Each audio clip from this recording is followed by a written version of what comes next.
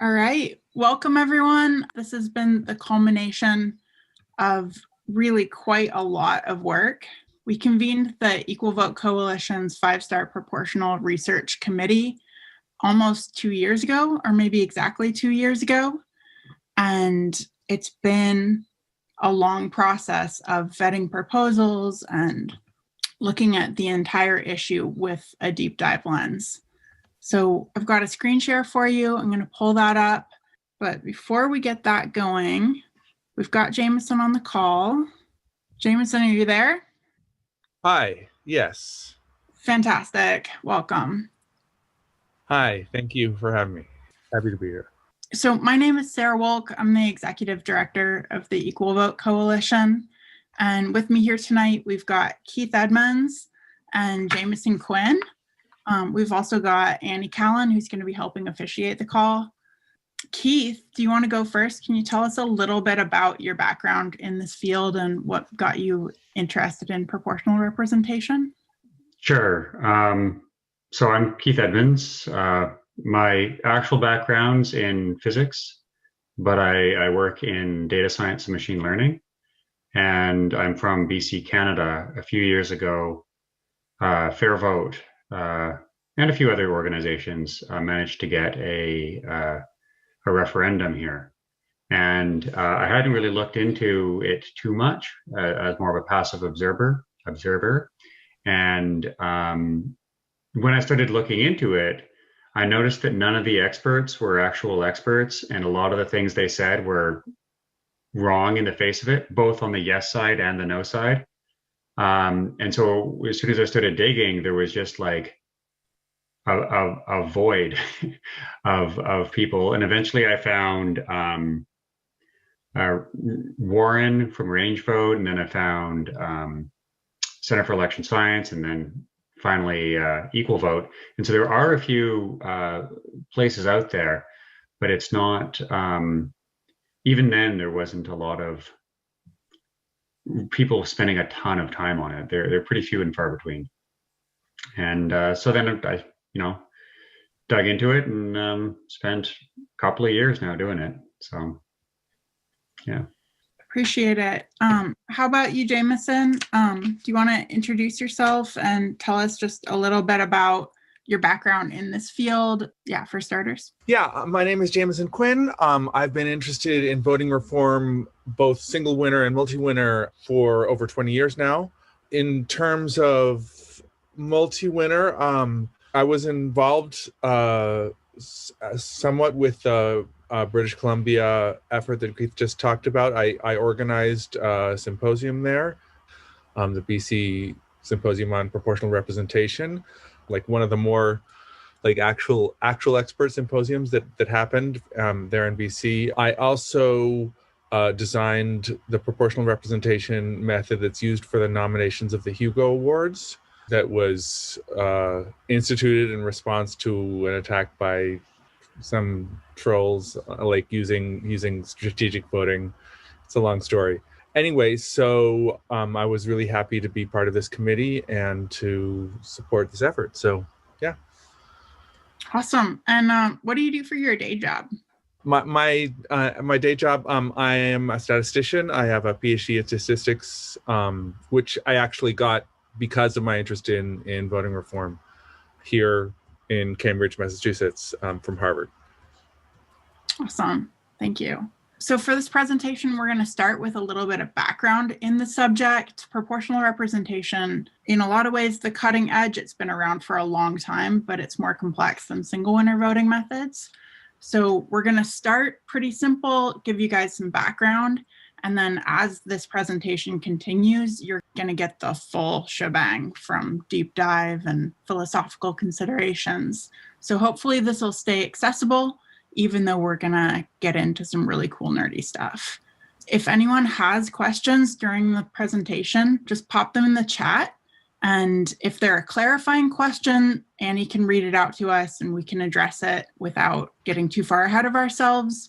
But we're going to have a Q&A at the end for new questions. So hopefully we'll cover it all. So the big question that a lot of people have is, single winner, multi-winner, or proportional representation. There's really 3 ways you can do it, regardless of the type of ballot, whether you're going with like choose one or ranked choice or star voting or score voting. For any of those options, you can do a basic single winner election, a multi-winner election, where you're electing like the top most popular candidates, or a proportional election where you're representing a representative set of winners so that everybody will have a voice at the table. So for single winner star, the 2 highest scoring candidates are finalists, and the finalist preferred, who is scored higher by more voters, wins. Single winner star is ideal for single winner district elections, like some councils, some legislatures, and for executive offices especially, like mayors, governors, and presidential elections. For multi-winner block star, that's the basic multi-winner star voting version. And the way that works is it just repeats single winner star voting until all the seats are filled. That's best for multi-winner elections where the goal is to elect majority preferred winners with the strongest popular support. Proportional star voting uses a star ballot, but then it's tallied for proportional representation, and we'll get more into that later. This is for multi-winner elections where the goal is to elect a diverse body, and it's ideal for parliaments, legislatures, multi-member districts, or councils, where ensuring that representation for ideological differences and diverse viewpoints is a priority. And then the second question that really comes into play here is districting. For a single winner election, obviously, you're going to have a single winner district. But for multi-winner systems like basic multi-winner or proportional, you need a multi-seat election. And there's actually some intrinsic advantages to doing it different ways, either way. So single seat districts ensure proportionate geographical representation. That means you would have one person from each district, one person from each side of the tracks, and that can be really important in certain cases. With single seat districts, each voter has one representative to go to when there's an issue. It's the easiest for holding elected officials accountable. And it often helps localized communities of color to win, especially in places with histories of redlining or pervasive disparities. So multi-seat districts give voters more different candidates to choose from. If great candidates end up living nearby each other, they can both win. And multi-seat districts are required for proportional representation. They also can be a great way to combat gerrymandering. And then the third option here, encompasses some of the advantages of both, and that's regional clusters and other hybrid districting methods. So hybrid methods can ensure that each cluster of districts are proportional and that each district has a local representative. But Keith, did you have something to add on the local district option? And then we'll go to Jameson with another little quick thing. Sure. So the one that I tend to favor of those options is the one, it was actually invented here in Canada by Dr. Byron Baker. And basically the idea is that you have your multi-member district, but you still keep track of the kind of the sub-districts. And when somebody's elected from in one of those sub-districts, all the other candidates in that would lose. So that you're really making sure that you're getting, when you're picking from the larger region, when you get one person from the sub-region, the other people that are from that region are out of the race too. So it's a little bit more aggressive on who you remove in order to maintain the regional stuff that you get. So you get the regional stuff as well as the proportional stuff, because it's arguably just as proportional. Nice. And Jameson, did you have something to add on that too? Yeah, I mean, Keith basically said it, but I mean, I think the key thing is that in order to make a hybrid system, you have to have a base system to start from.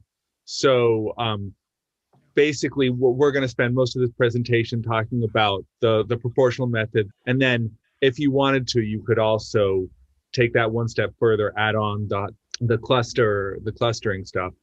and then you would get sort of like the hybrid advantages. But in order to get there, you still have to start from a multi-seat method.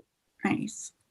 And we have a clarifying question, perfect example, right in the chat where it's supposed to Yes, be. local PR is the name of the STV. So if you take STV and you apply this this clustering mechanism to it, then you get local PR. But you can apply it, like Jameson said, to literally any multi-member system. Local PR is just the name for when you apply that to STV. Yeah, and they picked a pretty non-specific, inclusive sort of name for that. So maybe that's the umbrella term. It's good for branding, probably. Back to my screen share. All right, so this is the $1 million question. What is proportional representation? Some of you might already know a lot about this, but some of you might not. But it is something that once people do their deep dive and they get into electoral reform, we hear a lot of like, oh, is this like a parliamentary system, or is this proportional representation? So now you'll be able to field that question.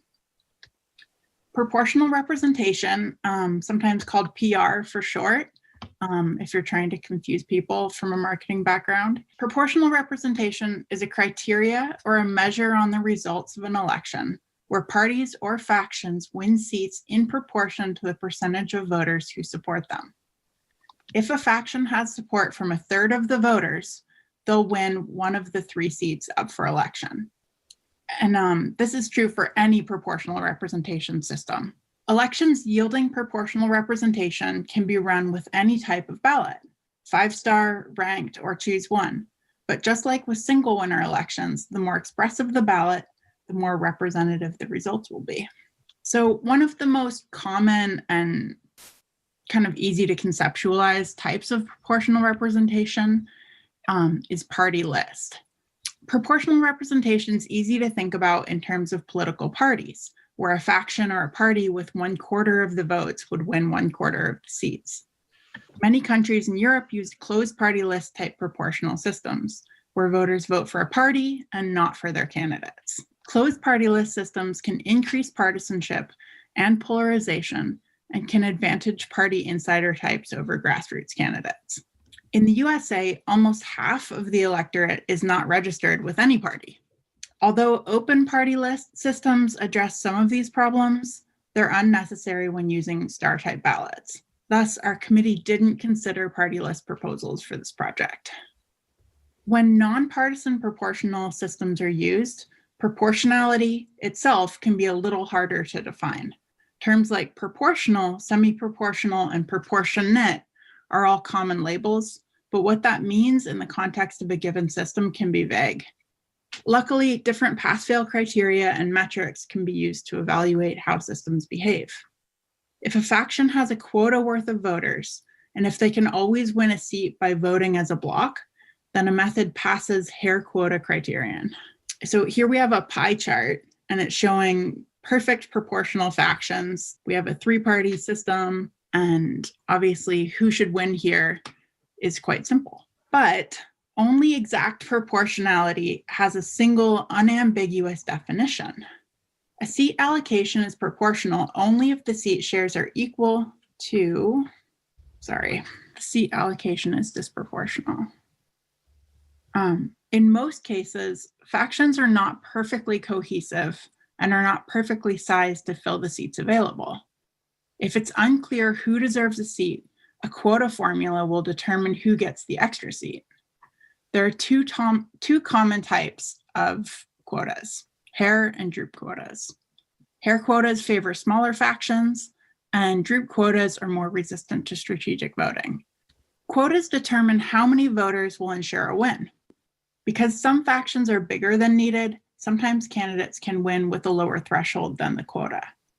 So if we have perfect proportional factions, each faction's going to win one of the 3 seats. But realistically, maybe we have 5 factions of different lumpy and overlapping characteristics. So the actual threshold needed for a candidate to win may vary. If not enough candidates can meet the threshold, then that extra seat has to go to somebody. Thresholds and measuring proportionality. The proportionality of a given election can be measured after the fact by looking at what percentage of voters elected a candidate that they feel represented by. The more winners in a race, the lower threshold required to win a seat, and the higher the expected proportionality of the election. Very low thresholds come with trade-offs, often allowing highly polarizing factions to win. If there were 10 winners and a candidate was strongly opposed by 90% of voters, they could still win. Elections with too many winners sacrifice accountability and come at the cost of local and geographic representation. Diversity, representation, and proportionality. Switching to proportional representation will help elect more diverse winners. But since we aren't talking about a party list proportionality, it does raise the question, diverse how? Well, that depends on what the voters care about in a given jurisdiction, what they prioritize, and what sets the factions of voters in the election apart from each other. Considerations that are likely to come into play include party affiliation, but also include geographical representation, equitable representation, if that's important to voters, and candidates' positions on the issues. So it's important to keep in mind that while proportionality has been shown to increase candidate diversification, which technically is descriptive representation, it can't guarantee proportionality of any one characteristic. So that's kind of setting the stage for, that kind of sets the stage for what brought about this committee that we convened. So the Equal Vote 0 through 5-star Proportional Representation Research Committee. In 2018, Equal Vote convened a committee to determine the best way to tally a 5-star ballot for the best proportional representation possible. Despite the long history of proportional representation, this field is still very much the cutting edge of modern voting theory. So we set out to raise the bar, bringing theoretical, philosophical, and empirical considerations together. So we convened a forum where we would start doing our work. We started inviting people. We pretty much invited everyone who had already been active in this space, in these conversations in the past, and then opened it up to a much larger group of people who were interested in joining. We did invite a lot of people, tried to come up with some more diverse representation on our committee itself, and ended up with at least a group that is quite diverse in terms of preferred voting method. So we didn't have a bunch of people who all prefer star voting answering this question. We had approval voting advocates and score voting advocates and star voting advocates, and we consulted ranked choice advocates as well. So this presentation, I did actually download it into like an ebook type of thing. So later on, if I'm covering a lot of material and you want to go back and read that entire welcome email, we're going to be sharing that link. Annie could probably drop that link in the chat now, but you'll be able to reference all of this later. So the cutting edge. After 2 years of studying and refining proposals, and we recommend proportional star voting for real elections. But is our work done? No. We've identified what we want in a proportional representation method, but as with single winner, no system is perfect in every way. We've eliminated or refined systems that didn't measure up, and we have a few methods that are identified that are excellent. So allocated score, sequentially spent score, and sequential Monroe are the 3 systems that made it to the last round of our committee's vetting process, and they were all contenders to be our final proposal. Reweighted range voting, there's a type of reweighted range voting that's kind of the best in class for its type of proportionality, but didn't end up making the final cut. Because this field is still advancing rapidly, our recommendation at this stage was a conservative one, which many fans of single transferable vote will find quite familiar. Viability was one key consideration. Love to hear a bit more from Keith and Jameson. So when you first started out and agreed to be on this committee, what were some of your goals and expectations going into the project? And how did those goals and expectations change over the course of the discussions we had? Jameson, you want to go first? You've been in this game a lot longer. So yeah, I think like there's a lot of energy around voting reform in general, and especially like more and more these days. You know, people are more looking at this kind of thing as a solution to the various problems we have in politics, or at least a partial solution. You're never going to solve everything, but I think it's really important to have proportional methods be a part of that conversation.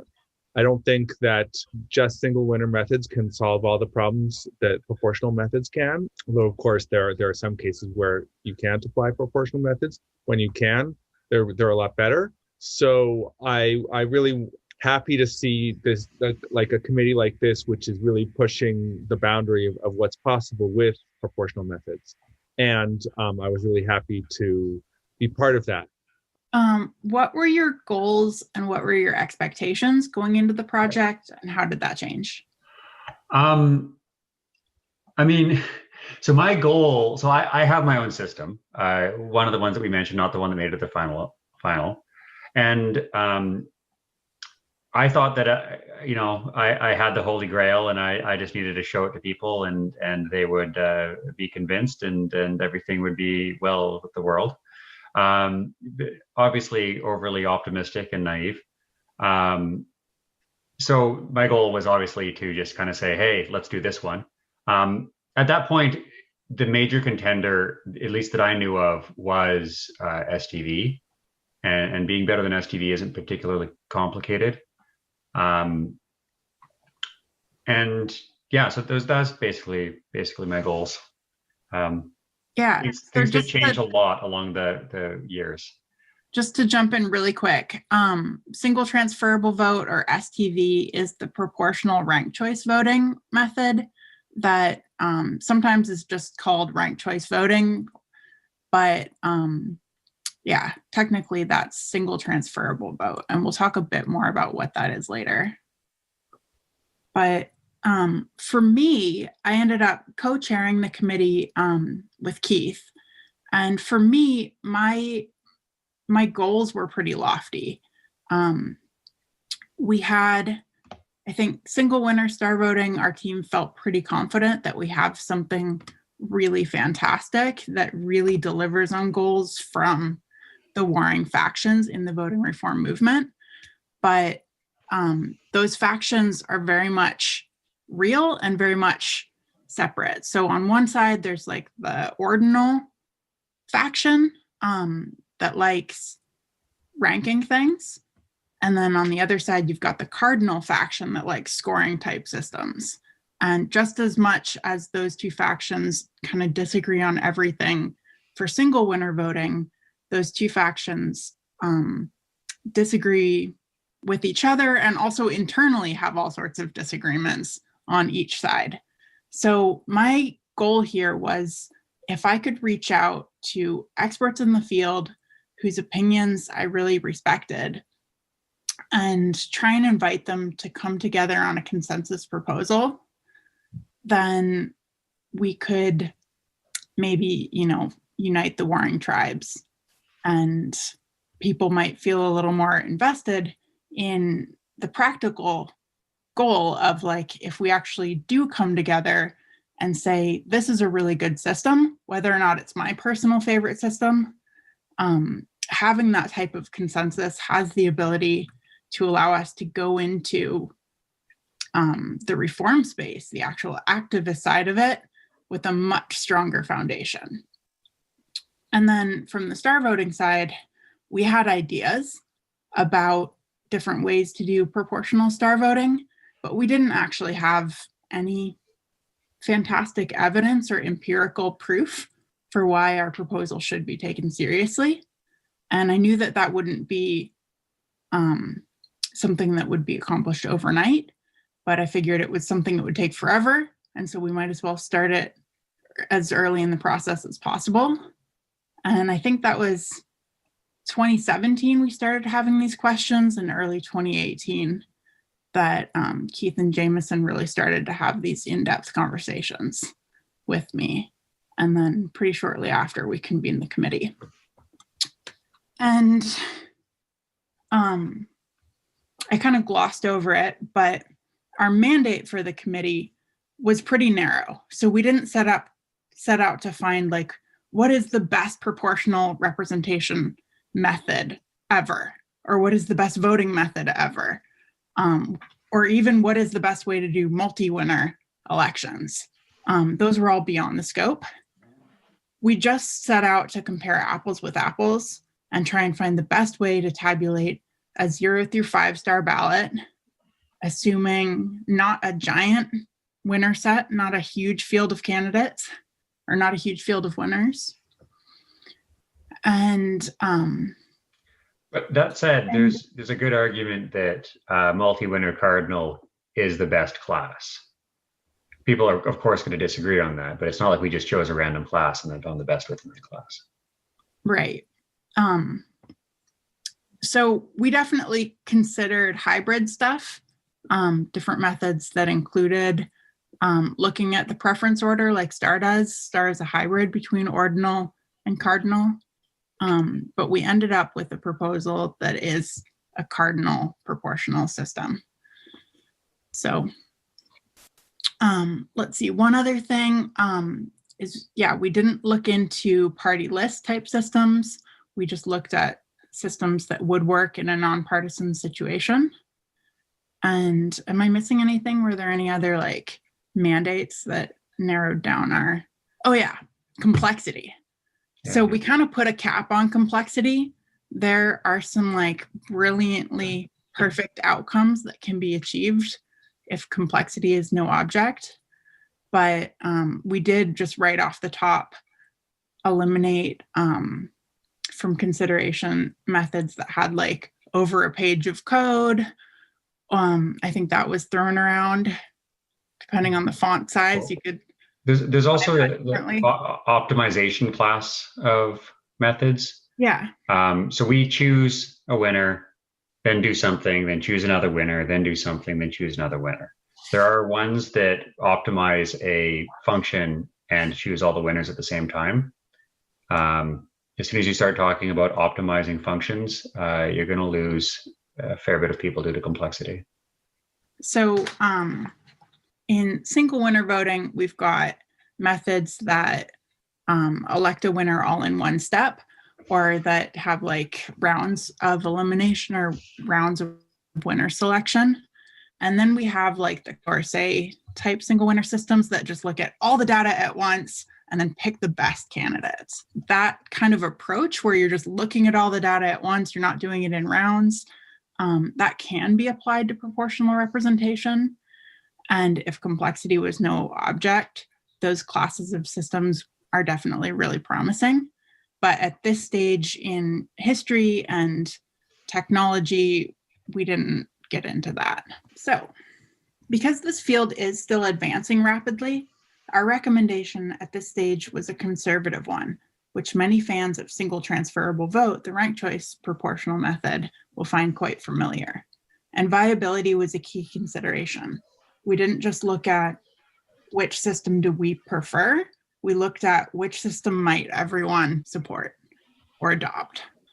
So presenting allocated score voting.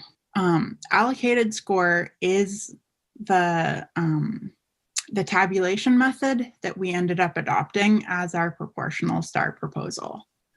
And winners in proportional star voting, allocated score, are selected in rounds.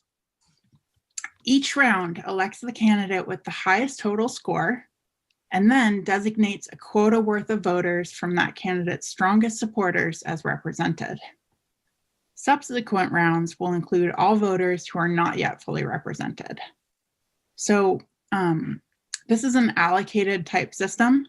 And what that means is that voters will each be allocated to a candidate that they helped elect. And then I will be represented by that candidate, that winner. And my ballot will kind of go into that winner's pile. So the tabulation, step by step, can be broken into 3 parts. First, we've got our winner selection. How are we picking who wins in each round? How are we allocating the voters? And then fractional surplus handling. So for winner selection, for each seat up for election, the highest scoring candidate is elected. So voters will score all their candidates 0 through 5 stars. And the highest scoring candidate is going to be elected as your first winner.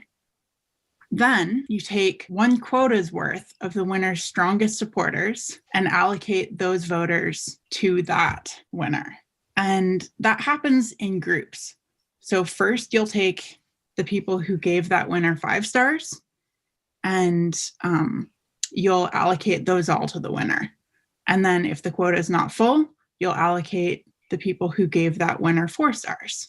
If the quota is not full, you continue until the quota has been filled. But what you might find is that adding in that final group will fill the quota and then some. So that's where fractional surplus handling comes into play. And basically it is just how it sounds. You take those surplus votes and then you fractionally divide them up between that last group of voters and give some back. So the analogy that I really like there is if me and my friends went in on pizza, the pizza was $23.50, then we would maybe pay $25, we'd get some change back, and then we'd split that change between us. Fractional surplus handling. Most of the time, the final group added will be a bit larger than needed. In this case, the extra votes will be returned to that group and distributed evenly between them. These voters will still have some influence on future winners. So allocated voters, those ballots are now set aside. If they've been fully allocated and they didn't get any surplus handling change back, then their ballot's not going to be counted in the next round of voting or the next round of tabulation. But if a voter, they have some of that change, then their ballot's still going to have some influence, just less. So an example there is like, let's say the quota to win a seat is like 100 voters, but this winner is super popular and they had 150. So they have like enough voters for a winner and a half. So that extra like half a quota of voters, rather than saying like, you're already represented, you don't have a say in the future rounds. Giving those voters some change will allow that faction to try and earn a whole second seat. They may not have enough votes to deserve a whole second seat of representation, but they will have some influence on who else might win. And so they're able to get a next winner who's somewhat representative of them. So if each of those 150 voters has like a third of a vote left after the first one gets elected, then that's 50 votes of power, but spread over those 150 votes. Right. Yeah. Anything else to add on that, you guys? And if not, do we have any clarifying questions at this stage? Oh, there was a question. Is there a method to splitting up the final quota group?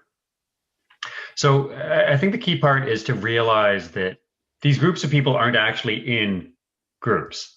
They are individuals, and what the method is doing is finding groups out of it. So if, say there's some say somebody loses a third of their vote because they were part of a quota or something like that, they go back into the pool for the next round of finding a group, but just with 1/3 the power. Or wait, did I say they lose a third? If they lose a third, they'll have 2/3 the power. Right. So you'll spend your vote in proportion to the amount of representation that you've already earned. Yeah. So there's a question, how much of the quota? So in a 5-seat district, a hair quota would be 20%, like 1/5, and the troop quota would be 17%, 1/6 of of the full total of voters. So those are the two quotas that you might be using. Yeah. And I thought I'd just pull up the ballot. So for voters, when you're doing proportional representation, you just need to know, score the candidates, relative to the amount of support you have for them. The ballot is going to show you how many winners there are going to be for the election. You're scoring everyone from 0 through 5 stars. The rules and the voter experience is exactly the same as for a single winner election.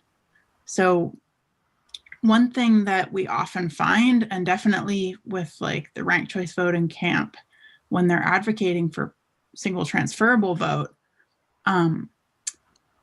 is like, I once went to a 3-hour presentation on single transferable vote, and they never once mentioned the tabulation or the algorithm or the quotas in any more than broad strokes.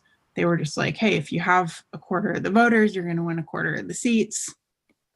And they spent the 3 hours talking about, the types of representation and the advantages of that on society and the projects underway to do that.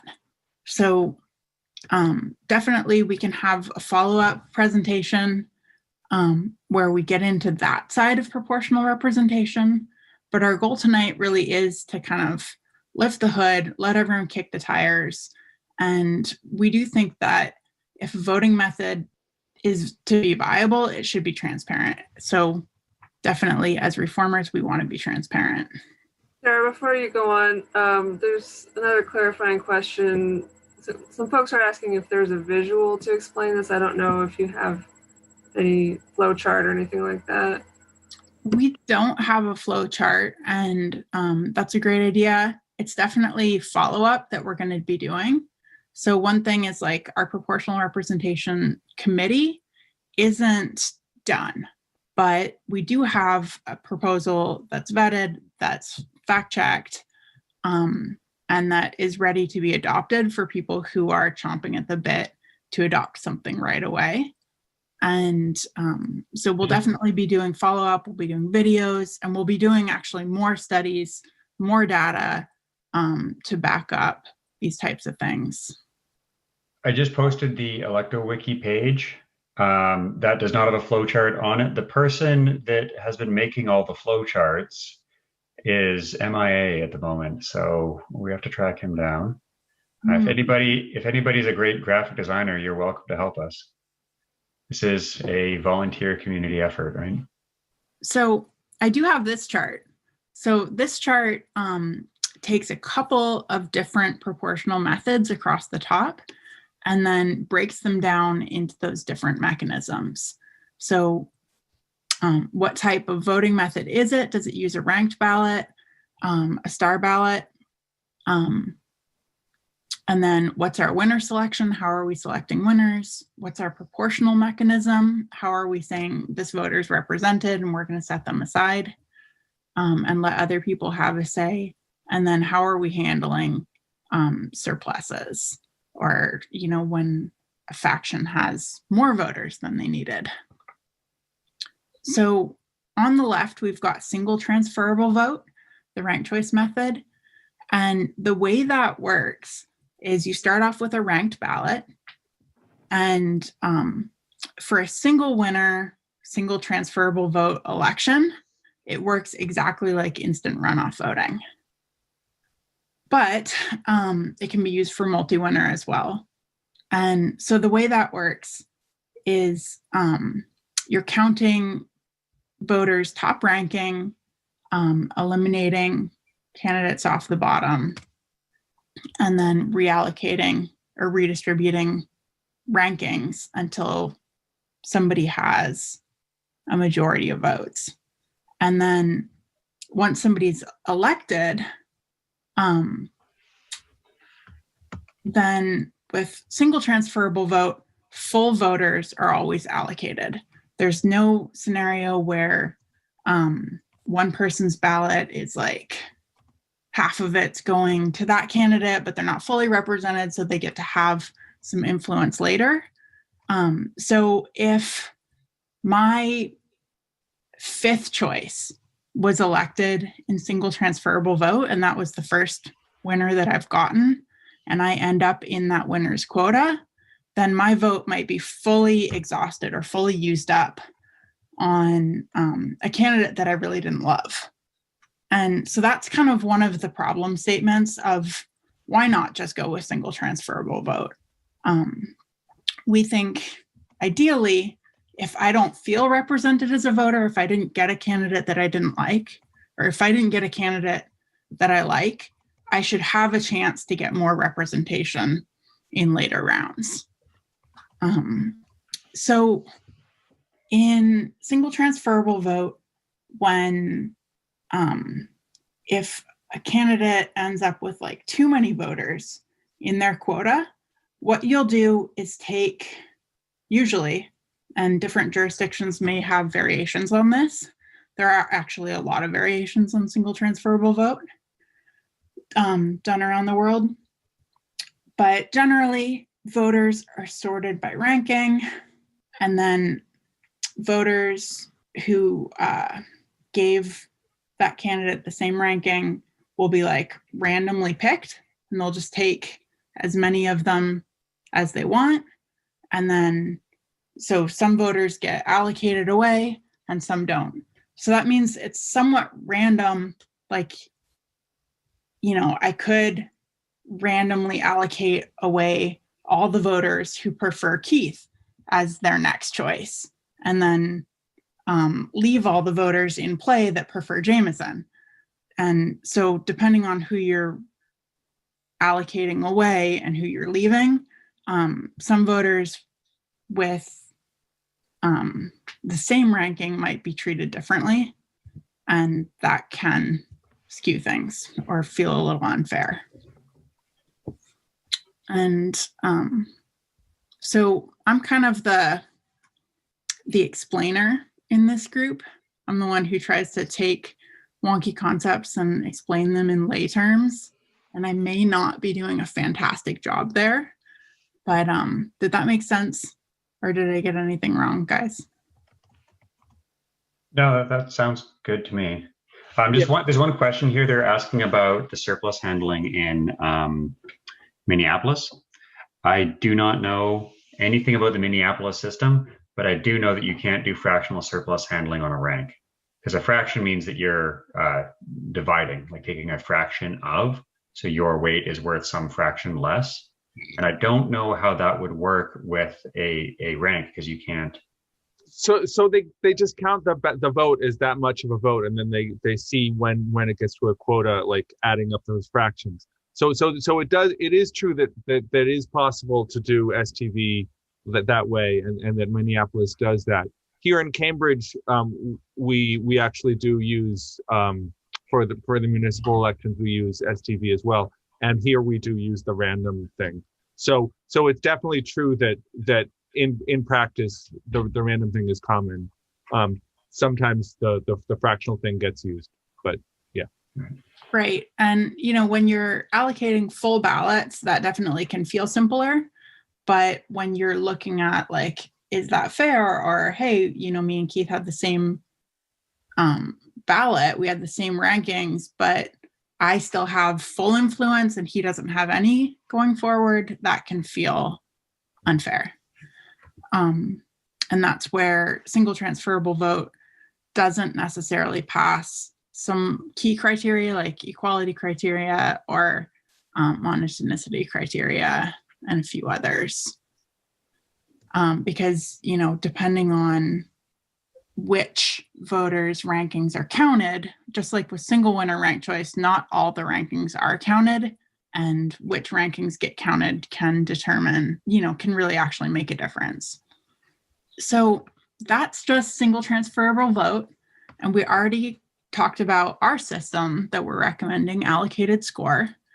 So the way allocated score works, and one of the reasons we really liked it, is that it actually pretty much works like single transferable vote, but with a 5-star ballot.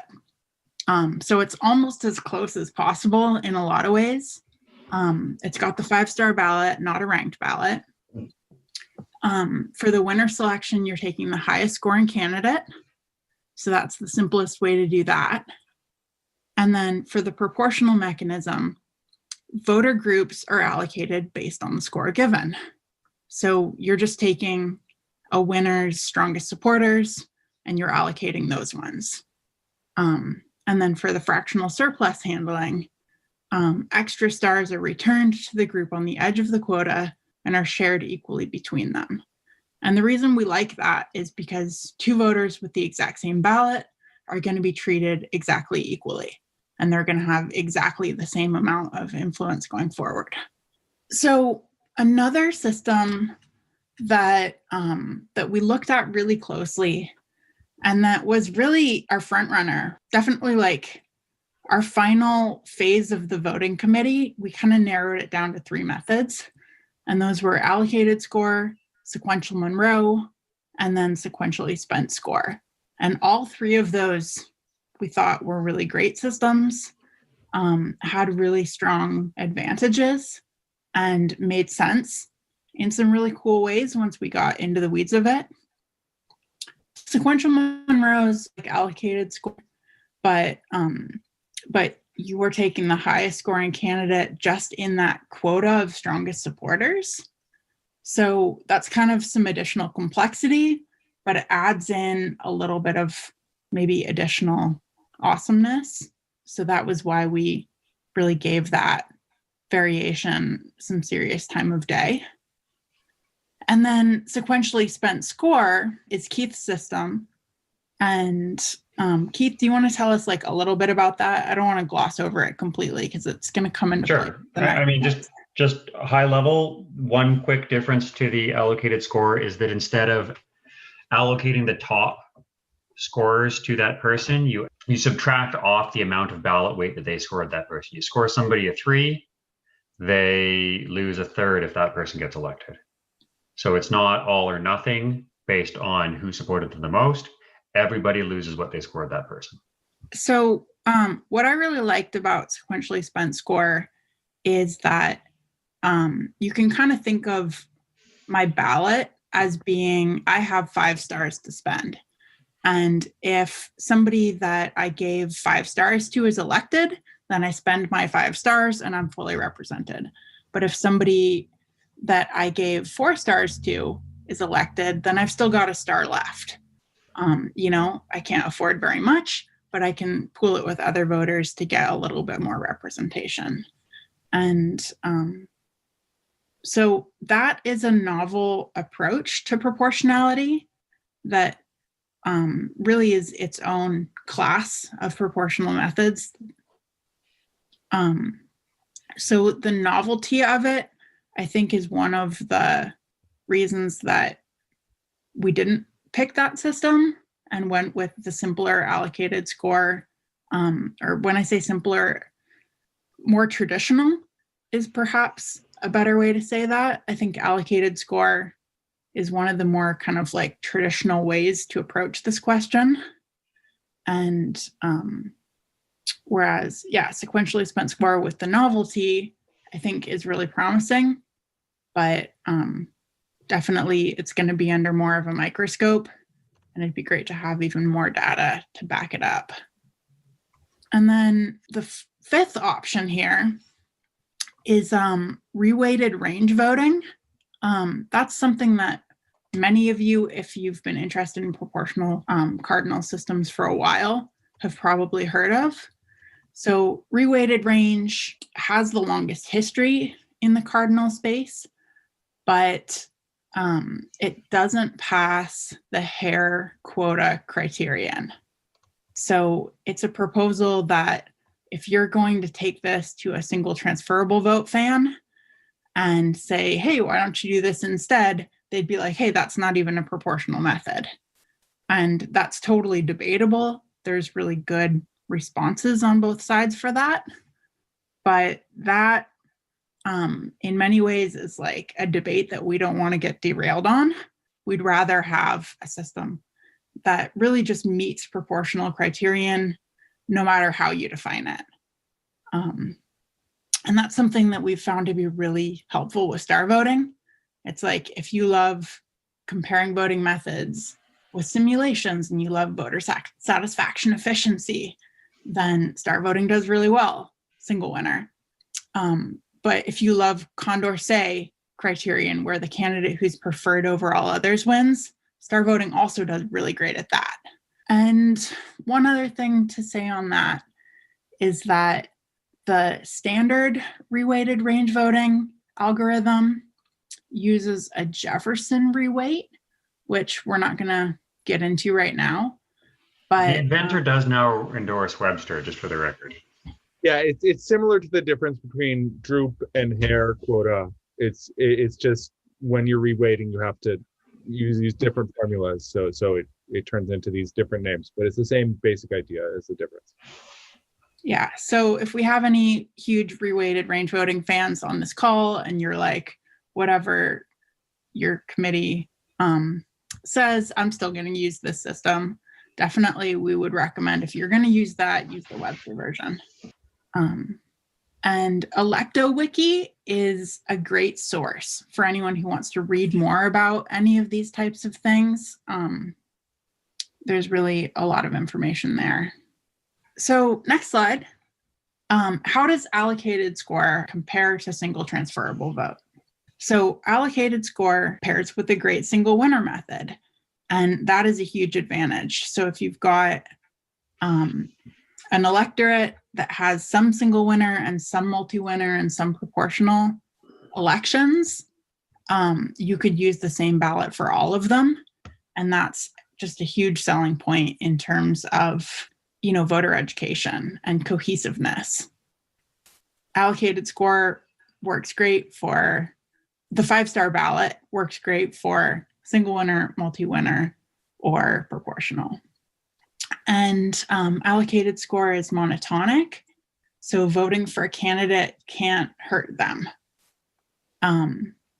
Allocated score is less vulnerable to strategic voting than single transferable vote, and it produces less polarizing winner sets. And then single transferable vote, conversely, pairs with instant runoff voting, which as a single winner method has some serious known issues. And it actually builds off of the instant runoff voting algorithm. So it maintains all of the glitchiness with single winner instant runoff voting, including non-monotonicity, which means that your vote can backfire and hurt you, or voting for a candidate can hurt that candidate. In particular, there's a strategy called free riding that can be pretty effective. And what that is like, if I think that somebody's going to win anyways, I might as well not rank them first. And that means that they'll win, but I won't be in their quota, so I'll get to still have influence. So you're kind of catching a free ride without paying for it. And Jameson definitely is an expert on free riding strategy. So I don't know if you have anything to add there. We just got a question in the chat, actually. Why is allocated score fairly resistant to strategy in general? Yeah, that's what I was hoping Jameson might want to chime into. So essentially the idea is when, like generally speaking, strategy, like you're either exaggerating how much you support somebody in order to help them get elected, or you're hoping they get elected, but you're lowering your support in order to just like kind of not get your vote used up when they do get elected. And those two kind of like incentives, they're two kinds of strategies, but like they're opposite in practice.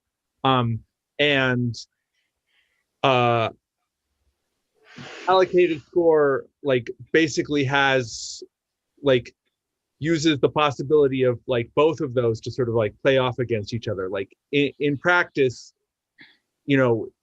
if you try to do one strategy, you're hurting yourself in the other way, and if you try to do the other one, you're hurting yourself in that way. So there's really it's very rare that you can actually, like, in practice, get ahead by using one without hurting yourself on the backside. So that's basically how I that's the best I can explain it. I mean, it's definitely a thing we found as a committee. So that's an intuition. Yeah, and in terms of free riding, or at least a class called Woodall free riding, STV tends to be worse than pretty much all cardinal systems, and that's because when you use a ranking system, you're only really looking at the preference, or the first preference, or in later rounds the preference shown, so that the information is kind of buried. And in a cardinal system, you're showing kind of all of the data at the same time, so that the ability for that to work, it's more likely to bite you in the ass. So yeah, you can't get rid of strategy, you can't get rid of even free riding, but you can try and find the one that does the best. Right. There is a proof that no voting method, either single winner or multi-winner ever, like unless it's dictatorial, unless it's just like randomly choose somebody and let them decide. No voting method will eliminate strategy. It's just impossible. So you just try to minimize it. Right. And one of the things with proportional representation and more complex voting methods in general is that strategy, even if it is possible, would be like less actionable, harder to figure out. But obviously you don't want, smarter voters getting a better shake than voters who are just taking it at face value. You don't want the system playing favorites those ways. And definitely another thing with strategic voting, when you're talking about protecting against it, there's one, you just want voters to be honest, because that's kind of an ethos. But also you can measure worst case scenario, if voters are strategic, how much harm is that really going to do? And so those are some considerations that we took into account there. And then, so back to the bottom of the bullet points for single transferable vote. Single transferable vote tends to favor more polarizing winners. And again, that's because not all of the data is being taken into account. When voters are giving their second choice, their third choice, their fourth choice, or they're giving scores like 3 stars, 2 stars, 1 star, what that really is laying your cards on the table and saying to the other voters, okay, here's what I want, but also here's where we maybe could find some consensus or compromise. And inherently, if you're giving that information that would help find a consensus candidate or a compromise candidate, if one exists, you are, kind of compromising your power to some extent. And that's what later no harm criteria is about. But you also are, if you all come to the table and nobody's willing to compromise at all, you're just not going to get as good of decisions. So in order for a voting method to produce really great representative winners, you need that information on when voters can compromise or what matters to people beyond just their favorite. So yeah, single transferable votes, only looking at one ranking at a time, and that inherently leads to more polarizing winners for single winner, ranked choice voting, and multi-winner. And then, like I said earlier, surplus handling can feel unfair or kind of random, or it may actually be random.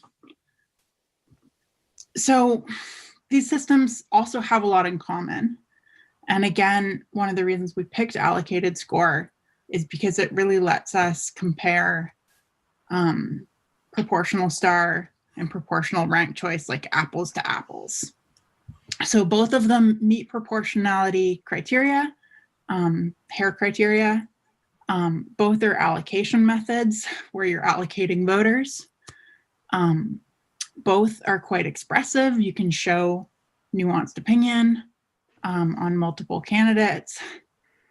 And yeah, and they work pretty similarly. Yeah, so a couple other systems.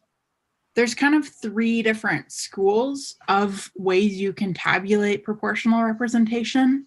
Allocating, like the 2 systems before, is one of the schools.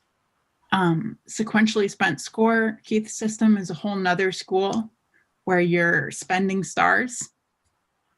And reweighted range voting is a whole 3rd school of voting, of proportional representation, where you're actually using an algorithm to say, you've spent this many and we're going to like fractionally reduce your weight going forward.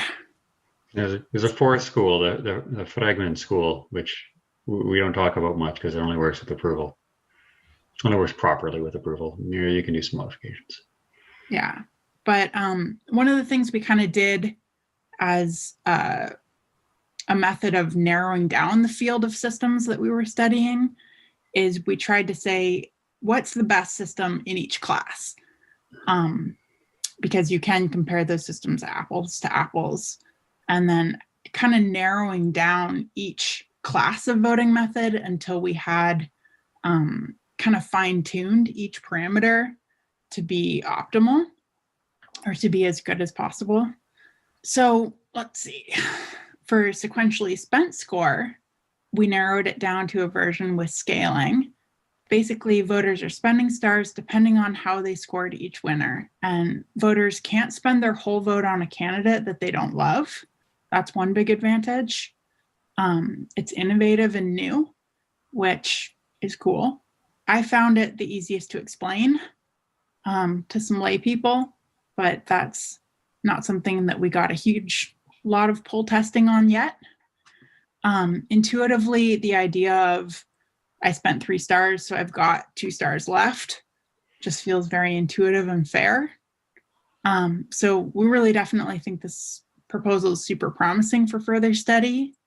And I think we know enough to say that if you really like this system and you want to use it, it really came out very strong in our committee. Would everyone agree to that? Well, obviously I'm going to. I do want to say that we did reach a consensus as a committee on allocated score, and you know there are reasons for that. So yeah, so I mean, there definitely are. We'll get to that. There's another one that was in the top running for a long time called sequential Monroe. I wish Parker was here. He admitted that one. Mm-hmm. Yeah. So reweighted range voting again works by reweighting.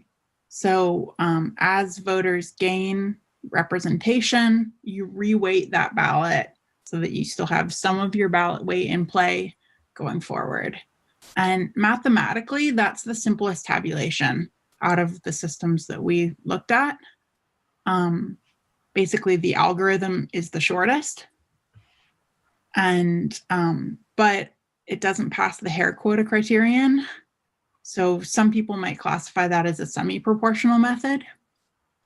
And probably should be said that in terms of representative outcomes or like electing a council that would do a great job, you know, semi-proportional methods may be just as good. You know, some people think all the way proportional is the best. Some people think all the way majoritarian, where you want majority preferred winners, is the best. And so semi-proportional methods are kind of in between. And that, you know, there are advantages to that, but it was kind of beyond the scope of our committee. We kind of figured we already have single winner star voting. We have multi-winner block if we want majoritarian outcomes. So let's deliver a proportional proposal that is fully really proportional, and that's going to really maximize that diversified representation. So reweighted range elects maybe less diversified winners, So more consensus type winners.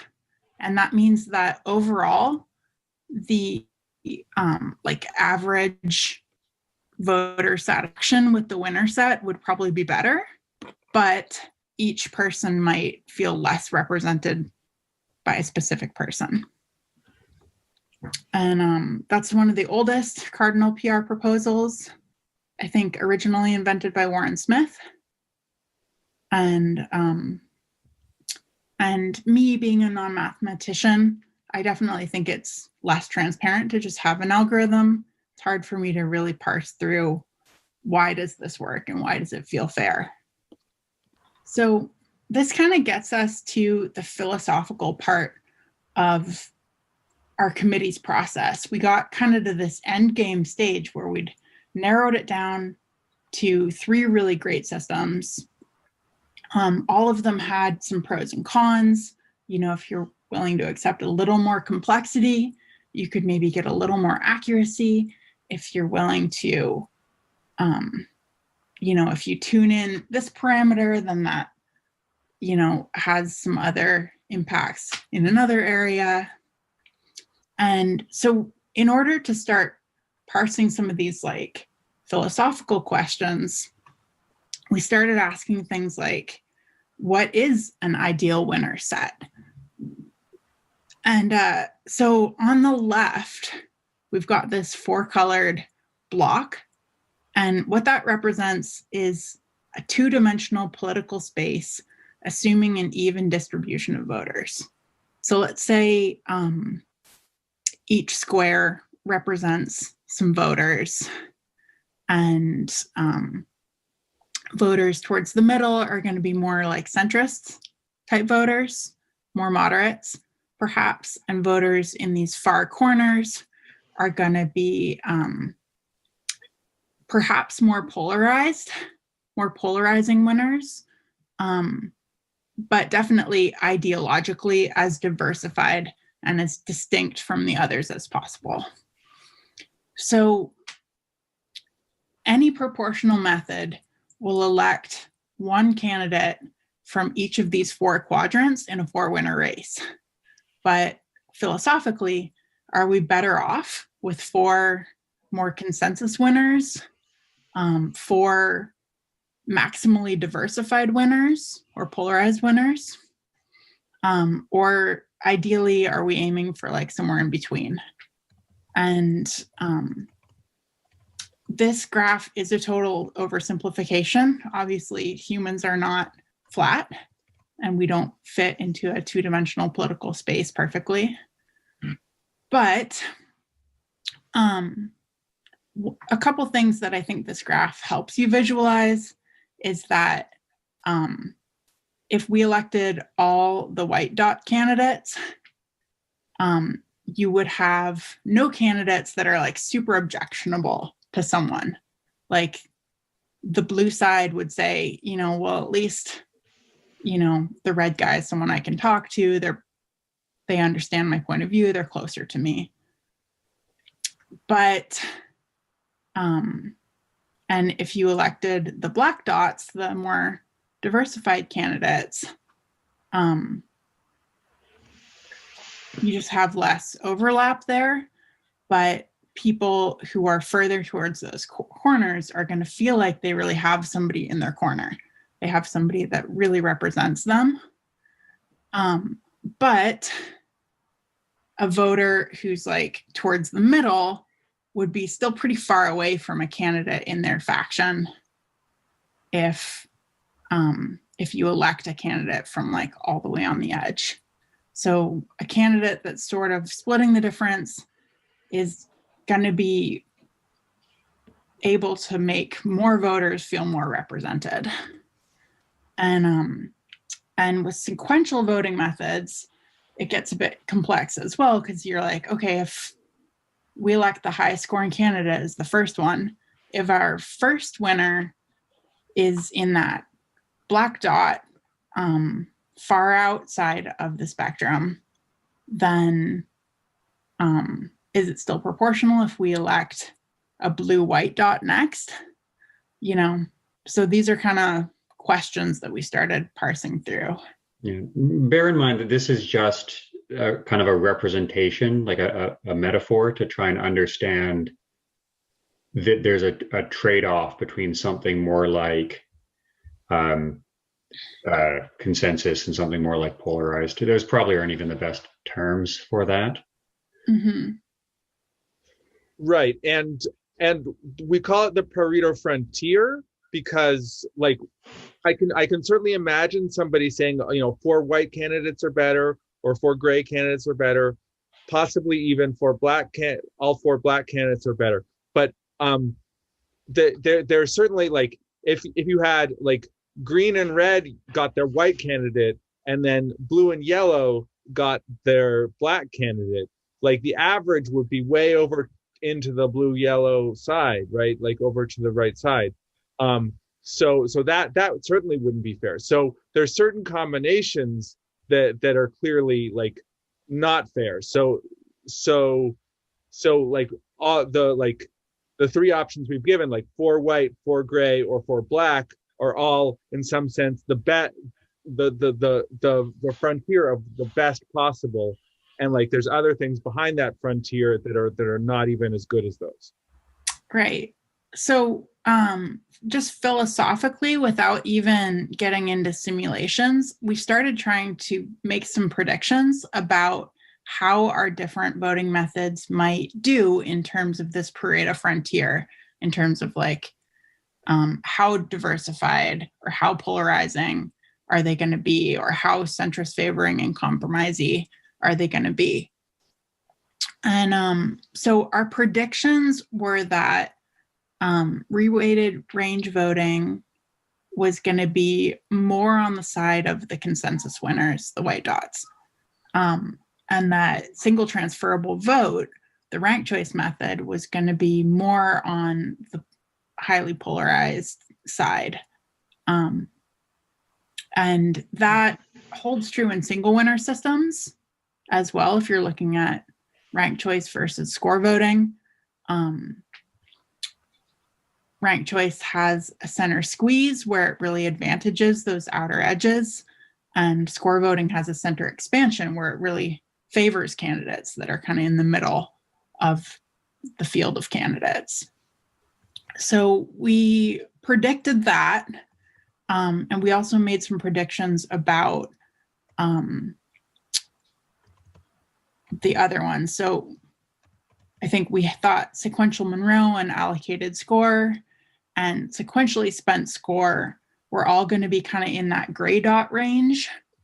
Yeah, so sequential Monroe voting would be the same as STV in this sense. It would be what I would call clumpy or maybe polarized, and sequentially spent score would be, I guess, what the white is, and more caring about the interplay in the center. Yeah, so more on the inner edge of the gray dot, not all the way to the reweighted range voting side of the frontier, but further on the consensus side. So yeah, any more to say, you guys, on, like, philosophical considerations, or what you guys thought about that? Or did I kind of cover it? I'm trying to sum up, like, the long-winded musings of many people. Yeah. Here, so bear with me. So there is more than one thing that is being represented by this interplay between the white, gray, and black. It's not just the clumpy or polarized versus consensus. There's also strategic resilience, and there's interplay with a bunch of other things, and it's about balancing them between each other. So given that, and we found for a number of different things that these 4 methods all lined up in the same way, as they were making trade-offs between different things. For different metrics that were somewhat independent. Nothing's completely independent in this, obviously, but we got a similar narrative that things went in a similar direction when we looked at simulations. And so Yeah. So don't just think of it as in terms of one thing. So, you could be at the optimal point for one metric with one system, but that one might be a scooch too far for the 5 other metrics. You might want to shift a little bit over. And just like I think that generally speaking, you're going to want to end up somewhere in the gray dot range. Like voting methods, if you try to design your method to push yourself too far, if you like, even if philosophically you like, I really love those white dots, those look really good to me, or philosophically you're like, I really like the black dots, those look really good to me. Like if you design your voting method to like kind of push in to one extreme, strategy is going to like rebound and like maybe even take you to the other extreme. So it's good to like look for a method that's somewhere like a little bit towards the middle or a little bit towards the edge, but somewhere in the gray dot sort of general area. Right. That's a really good point about how if you try and game the system in one direction, you might end up accidentally gaming it in the opposite direction. And I think a really great example of that is our current choose one plurality voting system.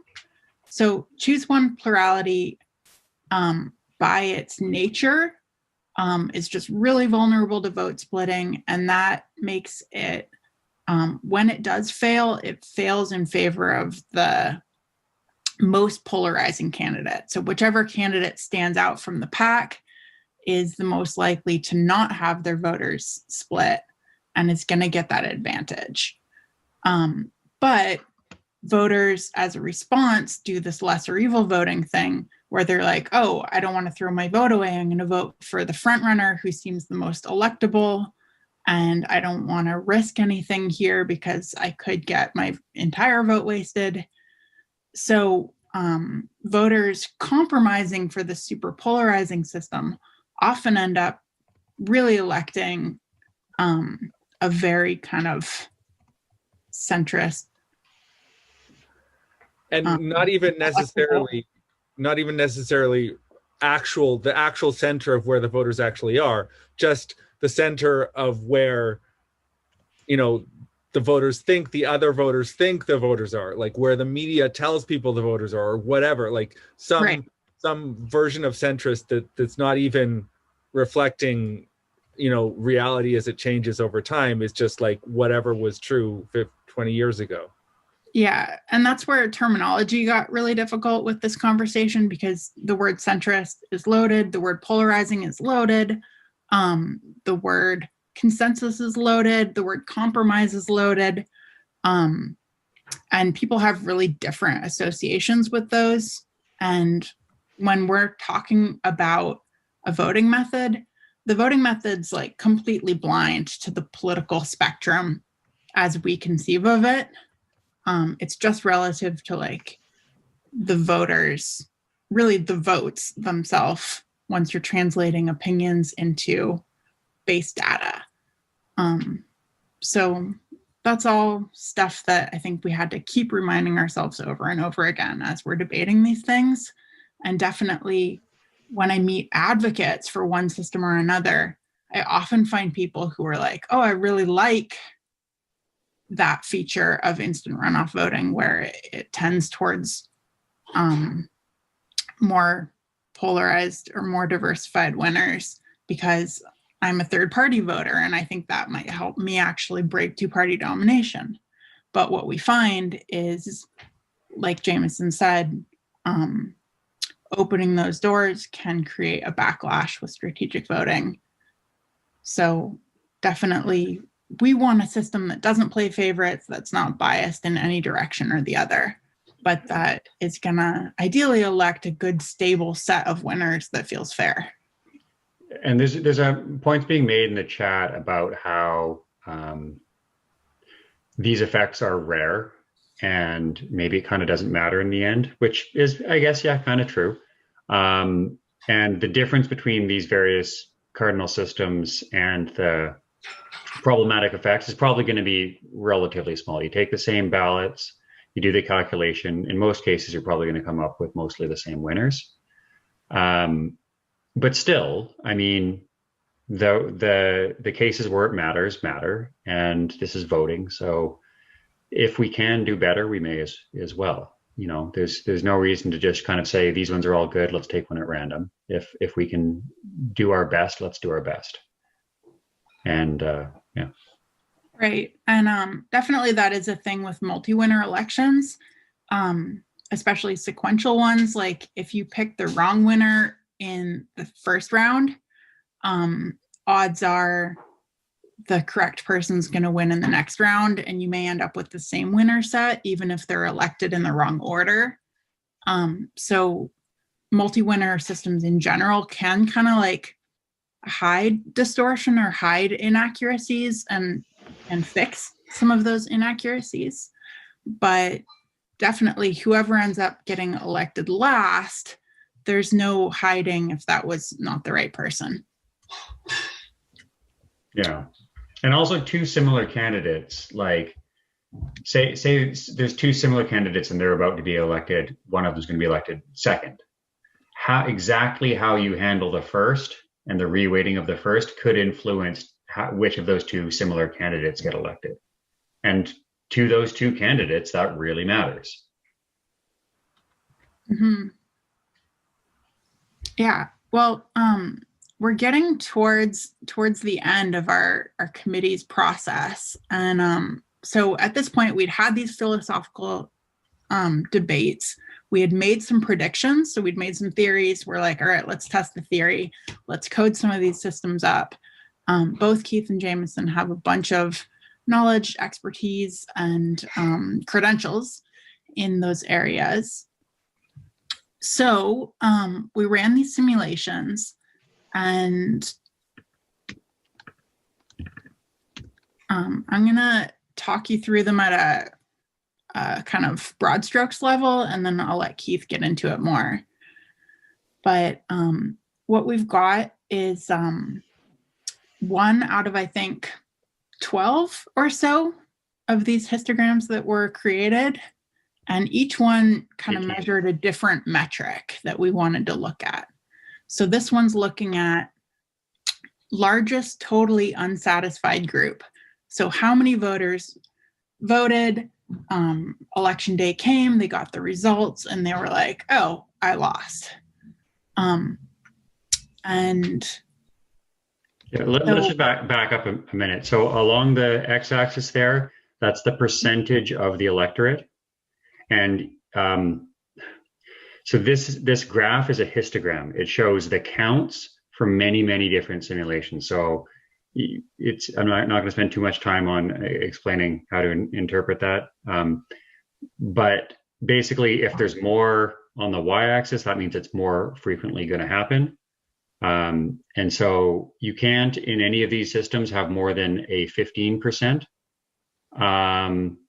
error. So, or 15%, sorry, you can't have a group larger than 20% that are unrepresented, because that would be failing the Hare quota criteria. But how often do you get close? What's the largest group that is expressing a cohesive message for a specific candidate that is unrepresented?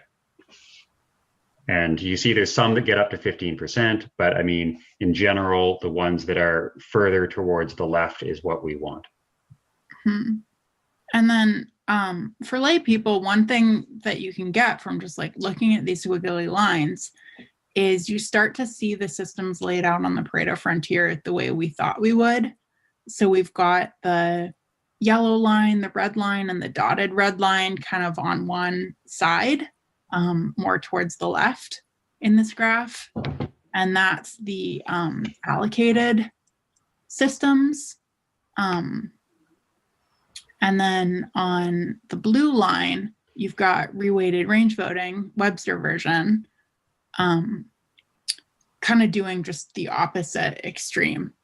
And what we found is like that some criteria, some metrics that we wanted to study, when we're like, ooh, which method did the best in this graph? Well, I'll let Keith do the interpretations. So Yeah, what was some takeaways from this graph for you? So from this graph, the one with the lowest mean is sequential Monroe. So it is at the far one side of that trade-off. The one that did the work, that did the worst should be reweighted range. Is that true by the numbers? Yeah, so reweighted range did the worst, sequential Monroe did the best. But it's important to realize that if you if you change metrics, it often flips. So reweighted range is best in terms of utility, but worse in terms of things like diversity. So this trade-off is balanced across metrics. If this ordering was the same for everything, but one side was always better for all metrics, obviously we just want to be slammed up at one side of that that trade-off. But that isn't the case. And these simulations really help with understanding, but they're very far from being a what I'd call an accurate simulation of how voters would behave.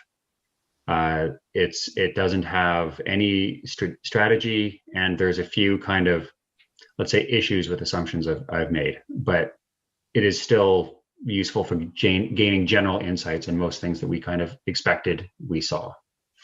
Yeah, so definitely a lot of you have probably heard me cite voter satisfaction efficiency. Those are by Jameson here. They're his simulations, and pretty much across the board, people cite them as being some of the most sophisticated in terms of realistic assumptions, realistic scenarios, and kind of nuanced calculations about, what if voters do X and what if voters do Y? So these simulations are much more simple, but I do think, and correct me if I'm wrong, that these are some of the first simulations, like visualizations of proportional methods that have been done. Yeah, so it really is much harder to make the assumptions, like how would voters strategize in a proportional situation. It's very people are much more complex than little simulated silicon voters. So you're never going to get it exactly right. Even in the single winner case, I had to make simplifying assumptions for voter satisfaction efficiency for VSE, and I think in a multi-winner case, you have to make even more. So people haven't done as much of that. These are in some of the first and some of the most comprehensive ones, and the point is that even if you're making simplifying assumptions that you don't really believe, you're still it's still better than just coming up with one scenario and saying, well, I think this is what would happen, and somebody else comes up with their scenario and they say, I think this is what would happen. Here at least we get some balance of different possibilities and see how they all fit together. And you end up with the things you expect, which is really a good way to increase your confidence that you understand what's going on. Yeah, and another thing is, if you know the assumptions you make, then when you're interpreting the results, you can kind of keep that in the back of your mind and interpret them accordingly. Somebody in the chat's asking what would STV look like. I suspect STV would look a lot like sequential Monroe. Although we didn't code it because it takes a different. So yes, it would be sort of on the sequential Monroe side, but it would be a little bit more random because of the process of elimination. So it probably wouldn't be right up against the edge. So I think possibly it would be less good than sequential Monroe where on the things where it's good, but just as bad where it's bad. I think that's right, because it's hard to slam the randomness will cause it to perturbate away from edges, but it'll keep it in bad areas because those aren't edges. Yeah, that's probably true. Yeah. So another thing that I thought was a really interesting takeaway here, at the time we did this, we had, let's see, three systems that are pretty similar: sequential Monroe, allocated score, and allocated score by weight. So the red and yellow options are all like allocated type systems. And sequential Monroe was one that was like allocated score, but with a slightly more complex selection method. And so one thing that I wanted to see is like, how much gain do you get from that added complexity? And what we see from these, like, let's see, dotted red line versus the red line is that they almost really overlap in a lot of cases. So we weren't seeing like a huge difference that this one tweak in the algorithm made. And I think, you know, if you're adding complexity and you're not getting a huge benefit from it, that's where we were like, okay, well, given what we know, it's hard to justify that added complexity at this time. But we also were like, hey, you know, sequential Monroe's complexity, it's pretty logical why you would add that difference in the selection. And if you factored in things that we haven't been able to simulate yet, it may be that that is worth it. It's just, we just didn't run those simulations yet. Yeah. So that's the big step after this was when we started talking about strategy a lot. right. Is there anything about strategy that we didn't cover that you guys wanted to say, or should we get into this real world application of this stuff and save a little time for Q&A? Real world application. In the USA, proportional representation could be a great fit for the House of Representatives, in my opinion, or similar offices on the state level. But on a national level, proportional representation would require a constitutional amendment. So I think everyone here knows that that's really difficult to do and unlikely to happen. So if people are like, we're going to break the two-party system with proportional representation in the United States of America, and people do say that to me a lot, actually, I tend to caution with, you know, that may be like a multi-generational kind of a goal. So like, that's probably not something you're going to accomplish this year. So just to be clear, that means that like nationwide proportional all over the whole nation would in fact require a constitutional amendment. Would be possible without a constitutional amendment to have state by state proportionality in the House of Representatives, for instance. Like, you know, like, and for a big state like California or New York or whatever, like that proportion, that would be actually quite proportional. But for a state with just one representative, like, you know, Wyoming or whatever, like proportional, like, you know, like the possible proportions are 0% and 100% because there's only one. So that's not actually proportional in that case. So there's a certain amount of proportionality you could get like federally, without an amendment, but it wouldn't be like the full all the way. Yeah. So definitely Oregon, proportional representation is constitutional, and that's going to vary state by state depending on their state constitution. But in countries like Canada, and other countries with parliamentary systems, adopting star voting and proportional star as a package could actually be viable on a national level, in a way that's really different than what we would see here in the States. So Keith, do you want to share a little on that, being from Canada? Yeah, so I mean, I'm a little bit, I'm actually quite optimistic that there's a path forward in Canada. There's talk about a citizens' assembly. So because this is complex and because politicians have a vested interest in the outcome, the best way to do is to try and get a representative sample of citizens, get them all in a big room, show them lots of presentations like this, and from amongst those people who are now informed on the thing, for them to give a recommendation that then goes to a referendum, rather than what happened in BC was a bunch of people in power essentially chose the systems, and they weren't really great and they weren't really vetted, and almost everybody I talked to was pretty disappointed with how things went. Also, it gives a fair bit of legitimacy if the systems are actually chosen from people who were lay people and were schooled by experts, and even more so if those experts are unbiased, which is probably the most difficult thing to achieve.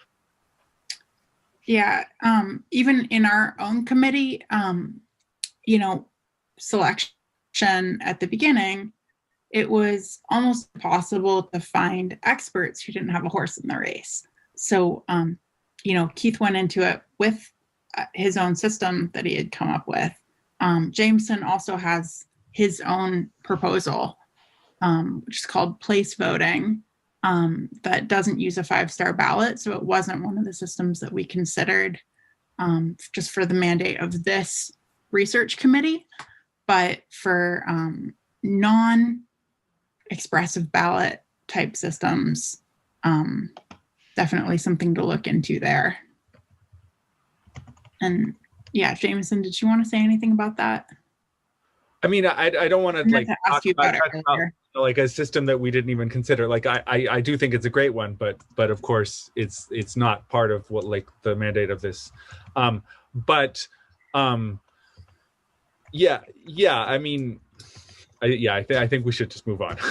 Sure. Well, little plug there. Definitely look that up. So where else might we want to be adopting proportional representation? So Cambridge in the United States, and I think in North America, Cambridge, Massachusetts is the only town that still uses proportional representation. They use a single transferable vote. So they're certainly the longest, like the only one that's still around since like the 40s when this first started happening. Yeah. There's a couple that have adopted it much more recently, and may not even have like had full elections. Also, Minneapolis does use it for like their parks board, but not for their city council. So okay. Yeah. But councils which focus on issues and policy may especially benefit from proportional representation. And that might be more so the case than councils that are focusing on local governing. You know, if we're looking at like, who should we hire to repave the sidewalks? That's not a question that you necessarily want proportional representation for. You might want like the most qualified, most popular elected leaders making less controversial decisions. But in councils focusing on issues and policy where there really are like disagreements about, you know, whole philosophy of governing, definitely proportional representation can allow you to have that more seats, like everyone's got a seat at the table, and then you've just got more eyes on the considerations and the pros and cons, so you may be more likely to have a better one decision in the long run. And then definitely organizations or bodies where control often swings between factions are pretty ideal for star PR. So, you know, if like faction A is, you know, wins with like 51%, and then they treat the other side awful for their entire term, and then there's a re-election and the other side gets 51%, rather than swinging back and forth and having like a bipolar government,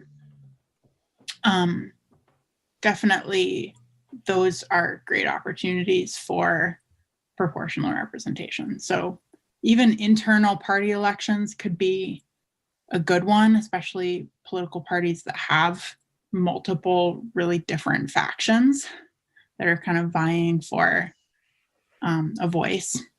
And just because proportional representation is a little bit more stable in that way, it doesn't like tend to swing back and forth.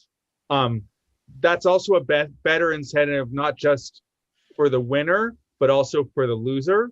Like, you know, for the 49%, like the 51% can be just like, oh, we won, like you lose, haha, so sorry, like, you know, like, you know,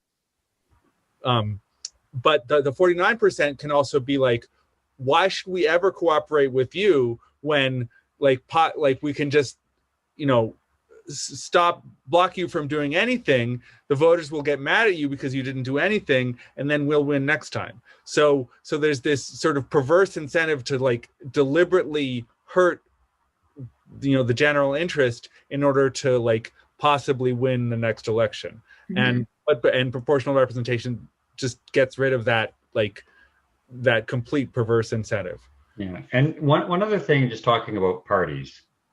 So we did mention how we kind of don't like partisan voting.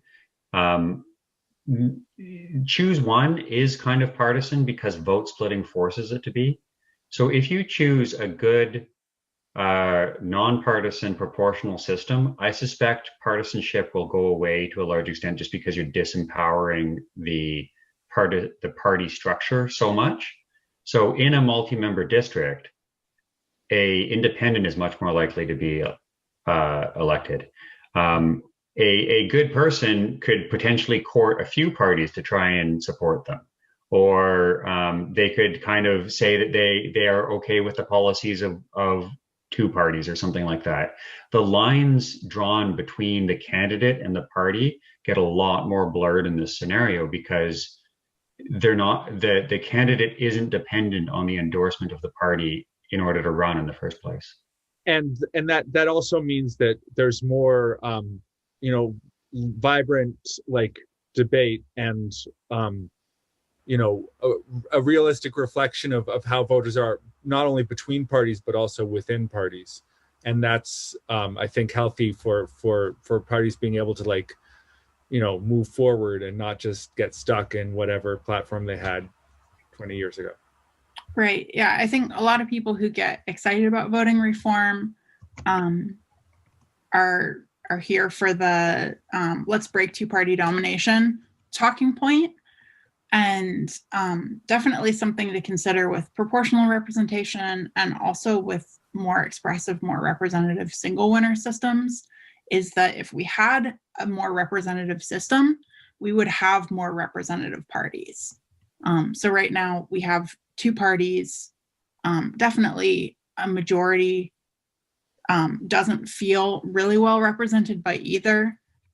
With a better system, even if we only had two parties, we'd have two more representative parties. And I think that single winner star voting could do a lot to empower multiple viable political parties. But definitely in terms of real world data on that, the only systems that have really been linked to breaking two-party domination fully are proportional representation systems. So it is probably part of the equation there. I thought the approval system that was in Venice did that. Am I misremembering? The Venice system was really complex and like, let's not get into that. Like, sure. But I mean, it's not PR, and I don't think that there was strong partisanship. The ancient Venice system? We're talking 1500s or so.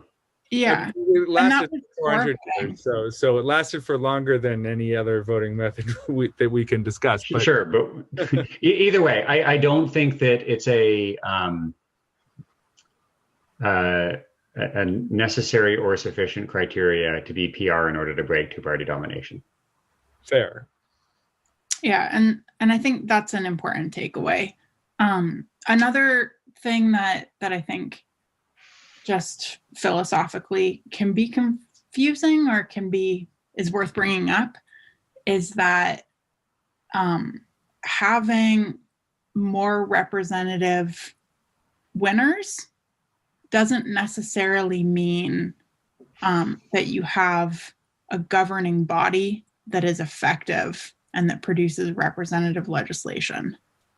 So, and that's a thing where we can get some really representative people that still suck at governing. Right. Or you could elect a totally consensus, centristy, compromisey set of homogenous candidates, and they agree on everything. And so they get everything done really quickly. They get a lot done.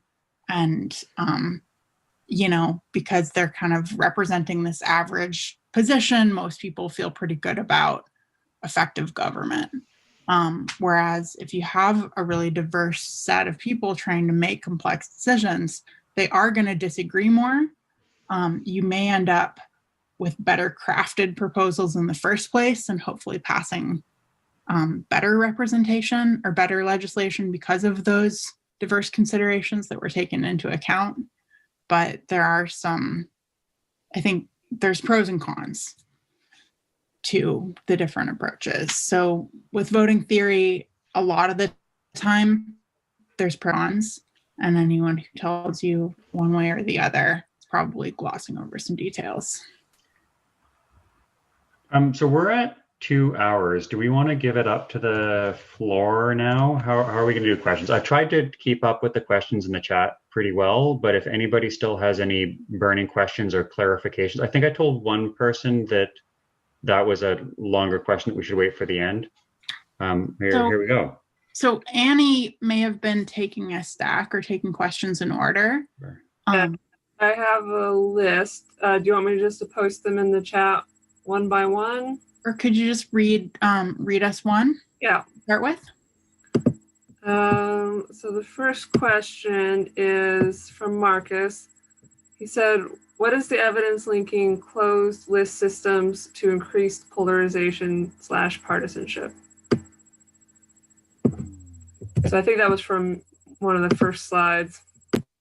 And presenters, raise your hand or hit the buzzer if you're burning to answer that. So there's debate on that. There's some recent studies that actually say disagree with that, but and unfortunately, like the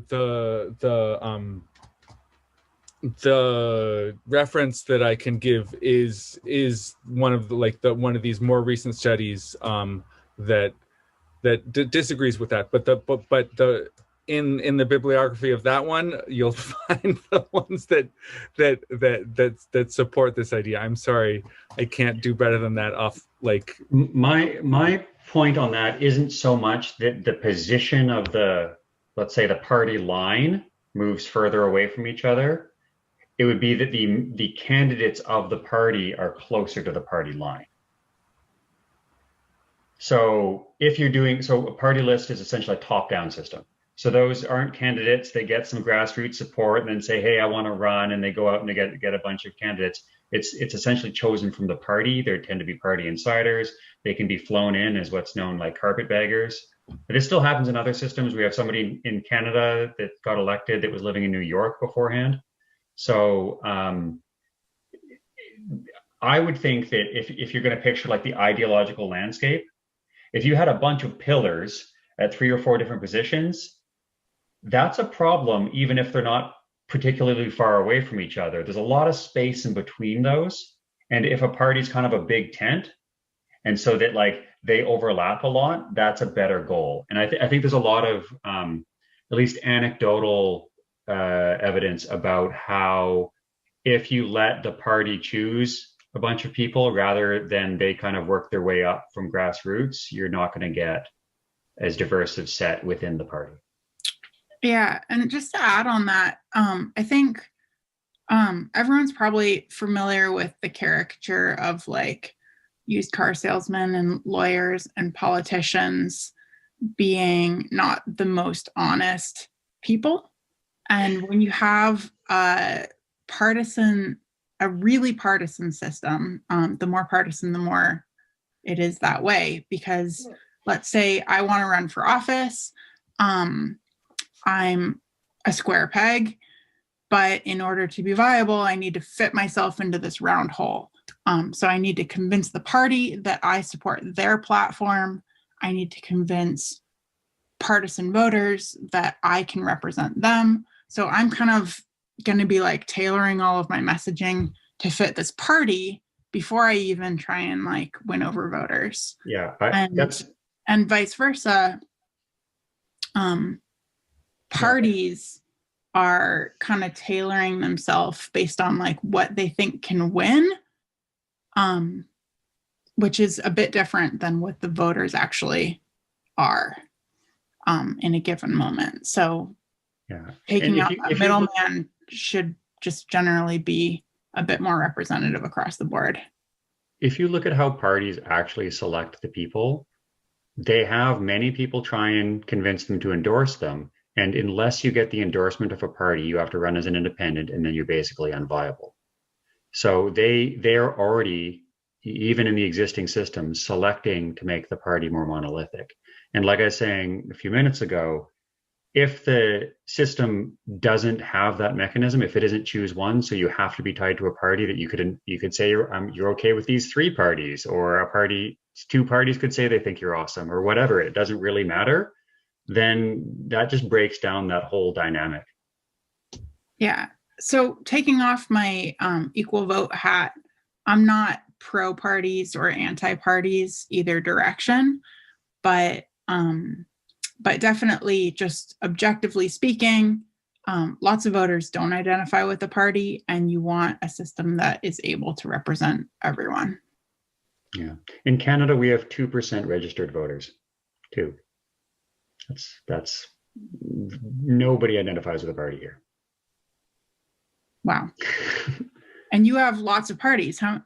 There's like five that I can. Five viable ones. We got a bunch more. So I posted a paper reference in the chat that relates to this polarization issue. Sorry. Yeah, there's another question about mixed member. Mixed member is a partisan system. So here's my quick hot take on mixed member. You're adding party list, which is partisan and choose one, with first past the post, which is what we have now. Some of the issues with those two systems cancel each other, and some of those issues you get them wholesale or they compound. I just don't really see it as great. There's a lot of reworks of MMP. The one that they're proposing in Quebec right now doesn't even pass Hare quota criteria because they've played with the knobs on it so much. I just don't think it's a great path forward, even if it didn't have the partisan voting, which it does have. Annie, definitely. I know you've got a stack, so let's go through it in that order. All right. So next question is from Katrina. Are there any states that already have any of these systems? Not the cardinal ones we've discussed today, no. These are new, less than 5 years old. Yeah, and even the older ones that we did consider, we have newer fine tunings on. So the reality is like single transferable vote, proportional ranked choice voting was invented, over 150 years ago? It's older than instant runoff, right? Right. And so when they invented it, they didn't, vet it with simulations. They had a lot less information at their fingertips for vetting a new system. Now we have,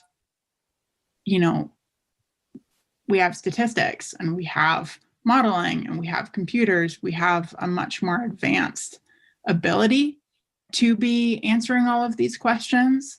And I think, as we said, we kind of only hit the tip of the iceberg in terms of what could or should be done to vet a system that would be the holy grail for the whole world. But definitely in voting theory, modern systems are just going to be vetted at a much higher bar than older systems. That doesn't mean that some older systems might not still stand the test of time, but older systems should have to reprove themselves with modern science, in my opinion. Next question is from Aravi. I hope I'm pronouncing that right. What is the proposal for the size of districts for the multi-winner star? Merge existing districts into multi-winner districts, or increase the total membership in the state legislature? Same number of members, group them in 5. I mean, you can quibble about if then it has to be multiples of 5, so maybe you add a few, but in general, I don't see any strong motivation based on the system to add more members. If you want more members for whatever reason, sure. So for how many winners should be like in a multi-member or multi-seat district? That's definitely a whole nother question that has pros and cons that we didn't really do a deep dive on.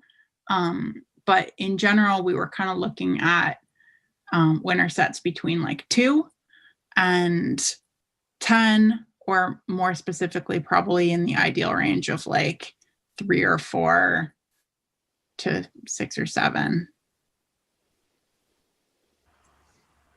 with 5 always ends up in that sweet spot no matter what we're talking about. I keep seeing 5 come up, but 5-star voting.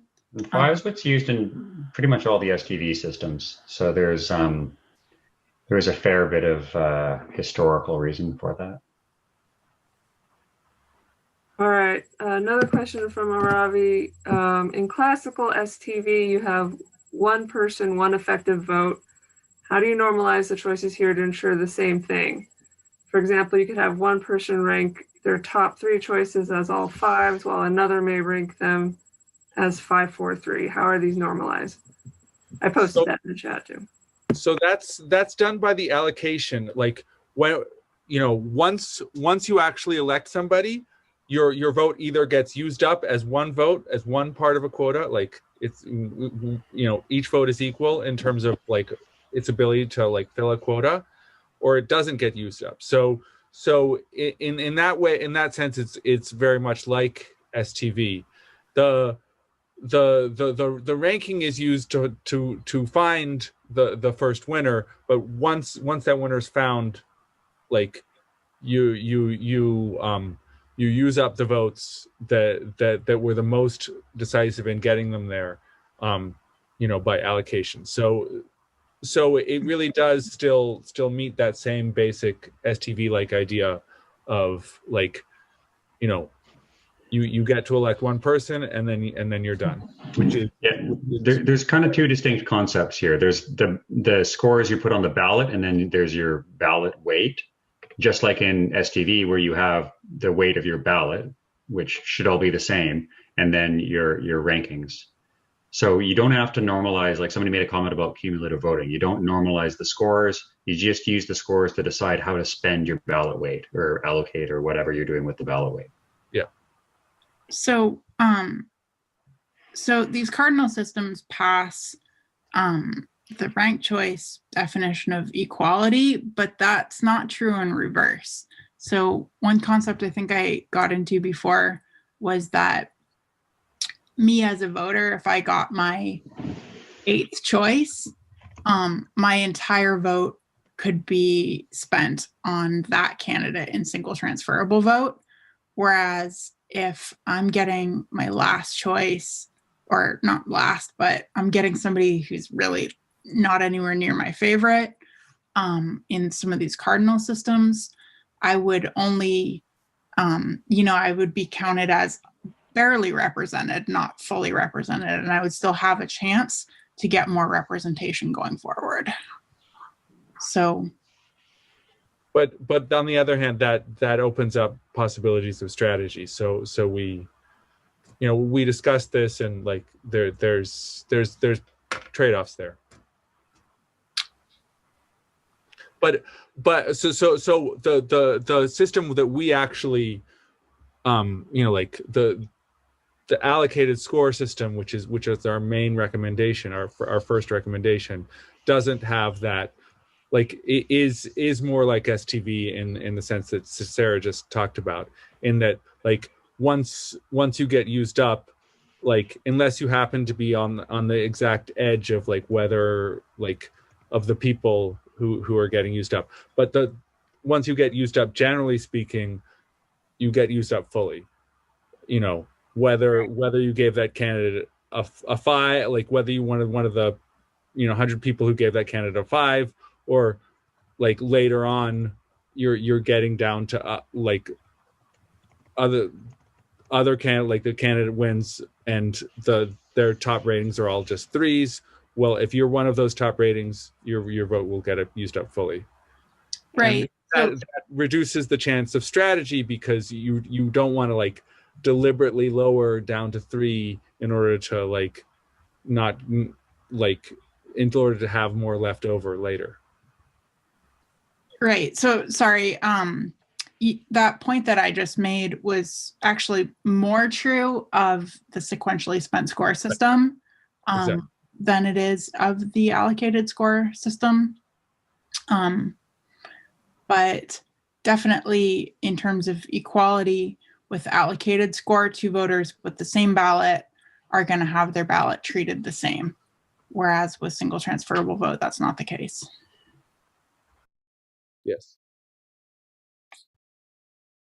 All right, so this next one is more of a comment than a question, and it was from a while back, so I don't know if this has been clarified. But Erica had written, I'm still confused about the extra star distribution. I think probably talking about the, I forgot what it's called, but you guys know what I mean. Surplus handling? Allocation. Right, and maybe this is something that'll be clarified once we can get some really great graphics out there. Yeah, and if anybody loves graphic design, or have any skills whatsoever, we'll literally any skills whatsoever. There's only a handful of us doing this.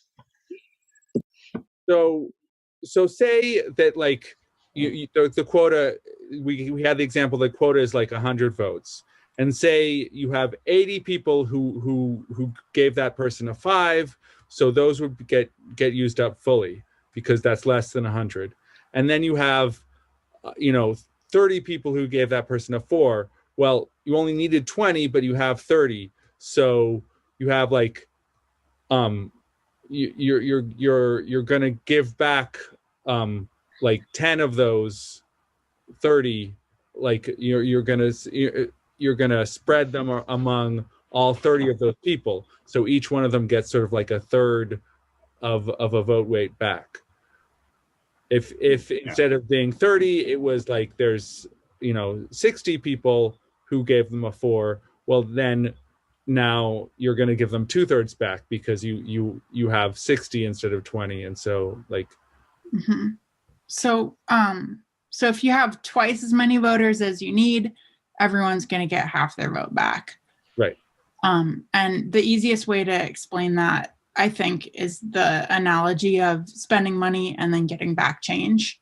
So if me, Keith, and Jameson go in on a pizza, we only have $5 bills, so we pool our money and we get some change back. We're then just gonna get the exact amount of change that we overspent back, and then we're gonna just share that change equally between the 3 of us. So you'll end up with the exact perfect number of vote weight in the quota and the exact perfect amount of leftovers going forward. And the people who get that leftover vote coming back are the voters who feel the least represented. So they're the ones who we most want to be able to have a say going forward and hopefully get some better representation. And following that analogy, each candidate costs 1 quota. Yeah. All right. So next question, Sass asked, for a group of voters almost entirely unfamiliar with any PR system, might sequentially spent score be a better recommendation than star PR, or I guess allocated score? I don't think so. I think it all depends on the pitch. I think Sarah has that one slide with a short summary of the system. Yeah, I think it's all about familiarity. You have some campaigns, people get used to it. All of these systems people can get familiar with. If people could sell STV 100 years ago, we can sell one of these systems now. Any one of these systems now. and also, I mean, like this presentation, we've sort of tried to go into like helping you understand all the different ones, but that means like, you know, that means giving you sort of different ways of looking at all these issues. But like if you're trying to sell it, of course, you give whatever way makes the one you're trying to sell look simplest. And really, there are different ways of explaining that make each one of these look simplest. So it really depends. Like it's more about making good materials and like good visuals that help you get the intuition behind any one of these methods. And then again, for all proportional representation, in practice, really the pitch is the same. So that is like, if there's 4 seats up for election and I have a quarter of the voters, then I would win one of those seats. And so the pitch focuses on the what are we doing here, rather than focusing on the how are we getting there.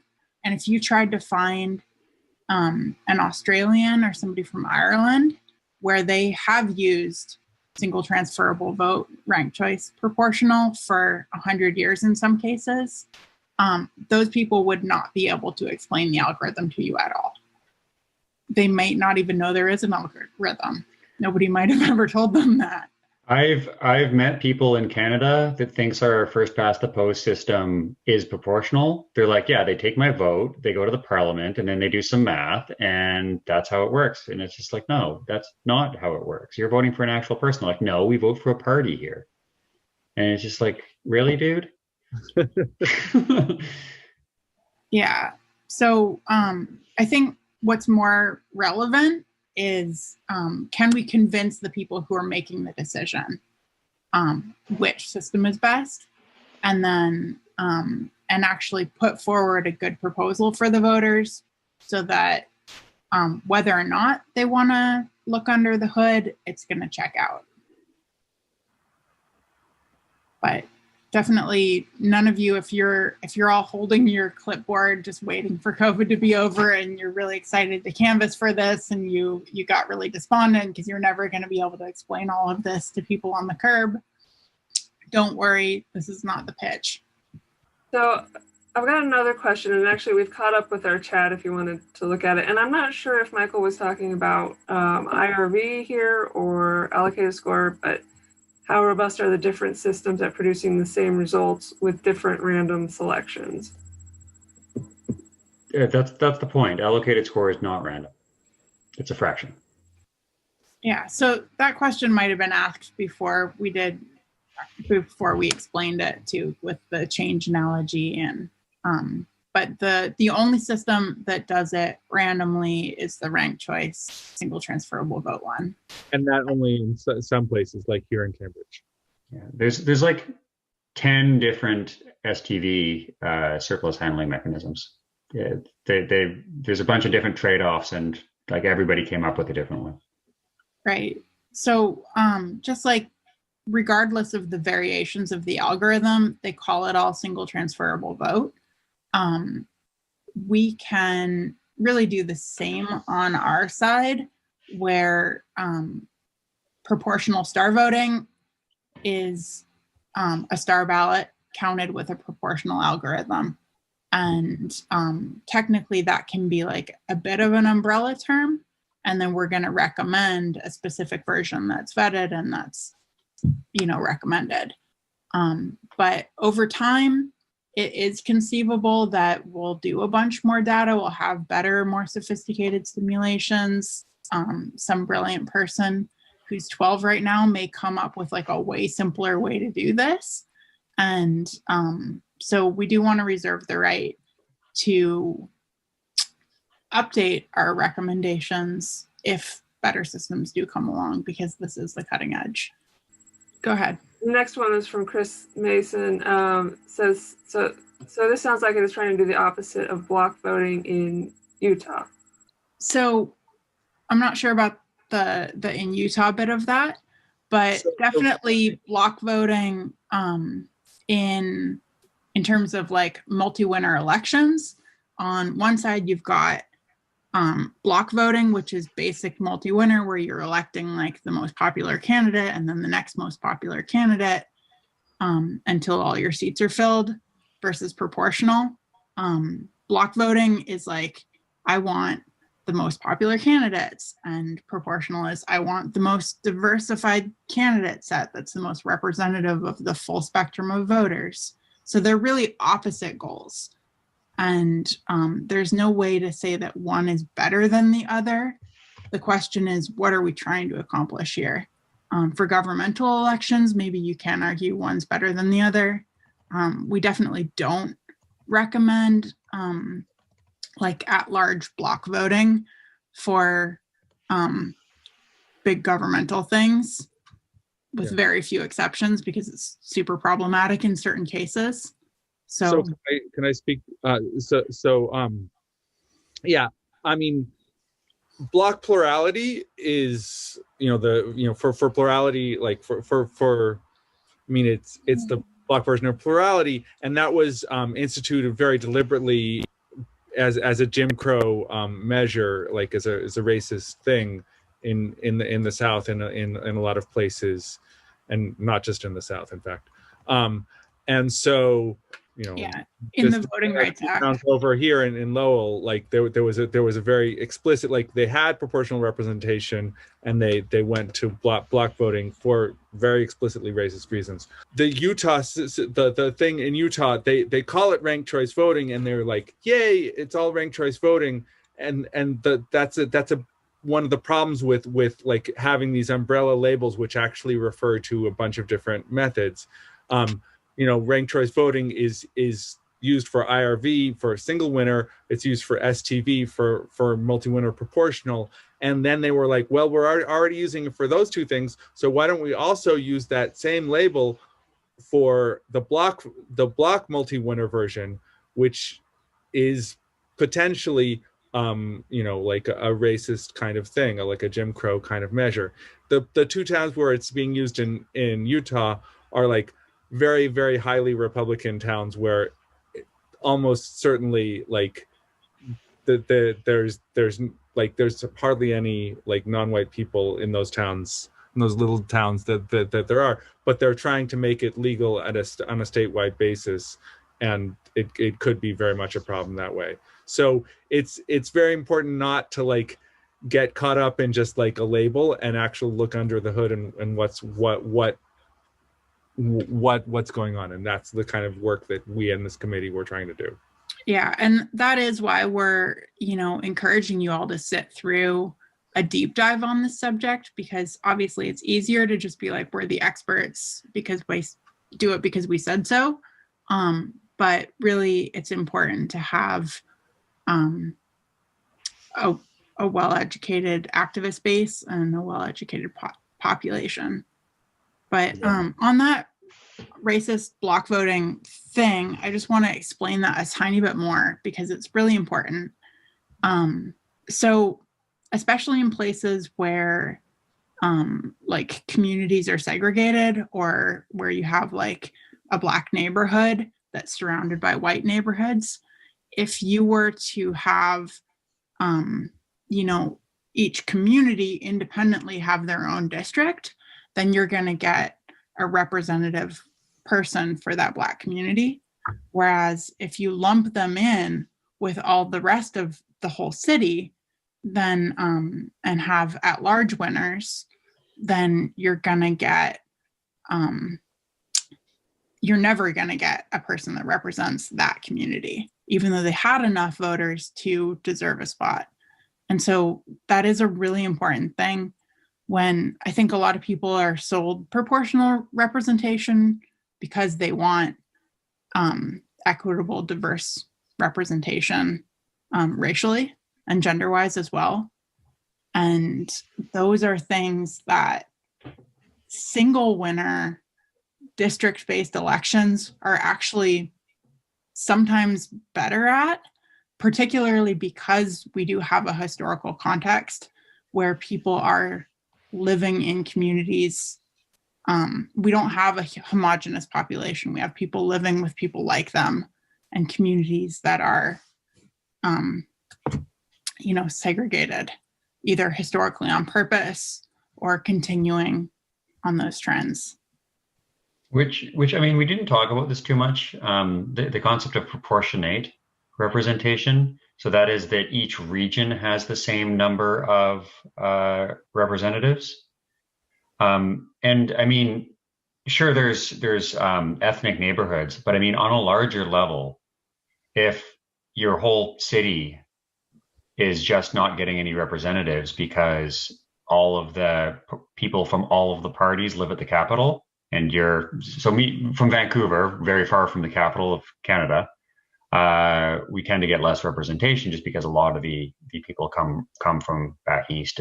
But that would be worse in a PR system, not better. So, thinking about what the decisions the people are actually making, are they ideological decisions, or should we give funding to build a bridge there? So some of them can be really local-based decisions, and some of them can be really ideological decisions. And it's important to consider the interplay between that, especially for different levels of government. I mean, so yeah. Mm-hmm. Yeah. So single winner elections with single winner districts guarantee perfect proportionate geographical representation. Yeah, just and like in Canada, it's actually in our constitution, proportionate representation. You have to have that at least at the level of the provinces. So we couldn't go to a party list system without, or probably an MMP system without changing our constitution. So you need at least geographical clusters at the province level at the largest. right, and we could do that as well. At the state level, we could ensure that that each state is taken as like a unique cluster, and so you would have X number of people guaranteed from the state. That's guaranteed, I assume, in your constitution somewhere. Yeah, sure. The Senate is not proportionate, and the House is proportionate. Right. There's a question that just popped up. I'm a grad student organizing a series of public debates on alternative voting systems. Might someone from Equal Vote like to participate? Yeah, I like debating. I'll debate. Jameson will probably. Jameson, would you be interested in debating? Sure. Yeah. Get in touch. I'm interested to hear more. Yeah, our emails are on our website for anybody that wants to reach out. So one thing there, when we convened this committee, I was the only one on the committee from the Equal Vote Coalition. But 2 years later, Jameson and Keith are both board members, and we're excited to have them. I think having experts in the field and people with their credentials is really helpful for the Equal Vote Coalition. And also, you guys are just great people.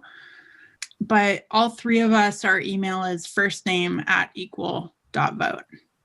So in conclusion, proportional star voting is one part of a cohesive star voting family. So you've got single winner, multi-winner, and proportional star that can all be done with a 5-star ballot. Allocated score voting is a vetted and recommended algorithm for tabulating star PR. A number of proposals were determined to be viable options, and the committee encourages more study and piloting of the top 3 finalists. So the 3 that really almost maybe could have won were allocated score, which actually did, sequentially spent score, and sequential Monroe. So definitely those are all ones that we hope would be considered in further studies. And future studies planned include a few things. So Parker Friedland, who's not here tonight, but was a super engaged member of our committee, is working on a criteria checker that would allow you to just take a voting method system or a variation, run it through the criteria checker and be like, oh, it's passes these ones, but doesn't pass that one. That would be rad. Currently, that process is much more laborious.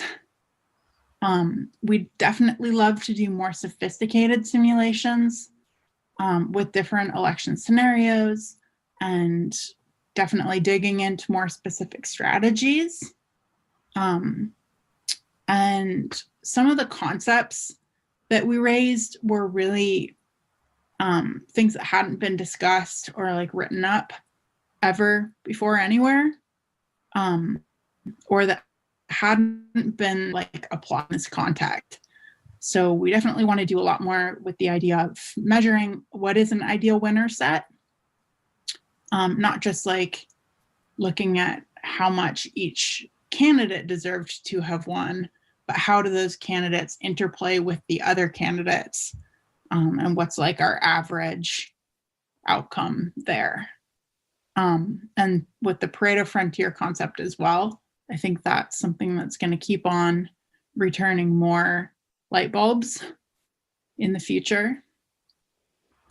And then definitely we encourage a lot more research into optimal trade-offs between the various constraints, because like diverse representation, or Jameson, what's the technical term for that? Descriptive. Yes. Descriptive representation, comes at the cost of overall utility, like average voter satisfaction with the winners. So how do you optimize that? So yeah, Keith and Jameson, any other things that you're really excited to see studied, even if you're not sticking your hand up to start working on that tomorrow? Well, yeah, I mean, I have, I'm working on a metric for proportional methods that measures voting power for each voter, like a rigorous definition for what your voting power is that works for multiple different methods, and then also your amount of choice for those candidates who do have some voting power, because if you have no power, there's no real way to measure what choice you have. And so that's kind of separate from the work of this committee. Like, wasn't really on the agenda for this committee, but I'm working on that and hope to publish it possibly this year. So in a similar vein, I want to look more into the strict definitions of PR. So there's a concept of winner set stability, which is used in academic circles a fair bit.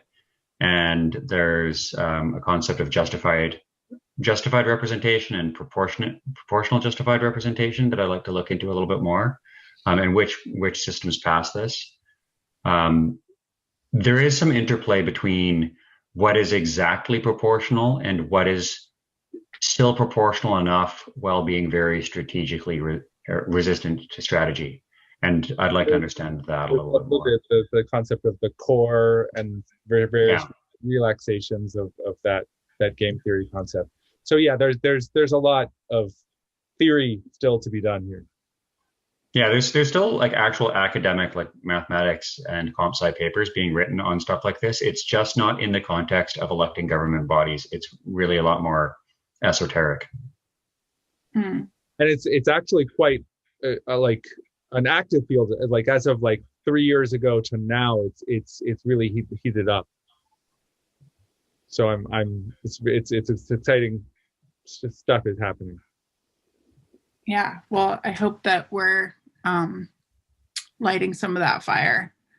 Definitely, for my part, one of the things that I went into this really curious about and would still love to know more about is how voting methods can be used to combat polarization. Like, is there a way to maximize that diversification of candidates while also not compromising on accountability? So there's a difference between a candidate who's all the way over in left field ideologically, who actually is really pretty well liked by people who disagree with them. They're a respectable person, they're a compassionate person, but we just maybe agree to disagree, versus someone who's like polarizing in a really adversarial, antagonistic, awful, sort of hateful way. And with a choose one voting method, you don't really know how to tell the difference. But with a 5-star ballot, you can not only look at, how many people gave that person high scores, but how many people gave them zeros.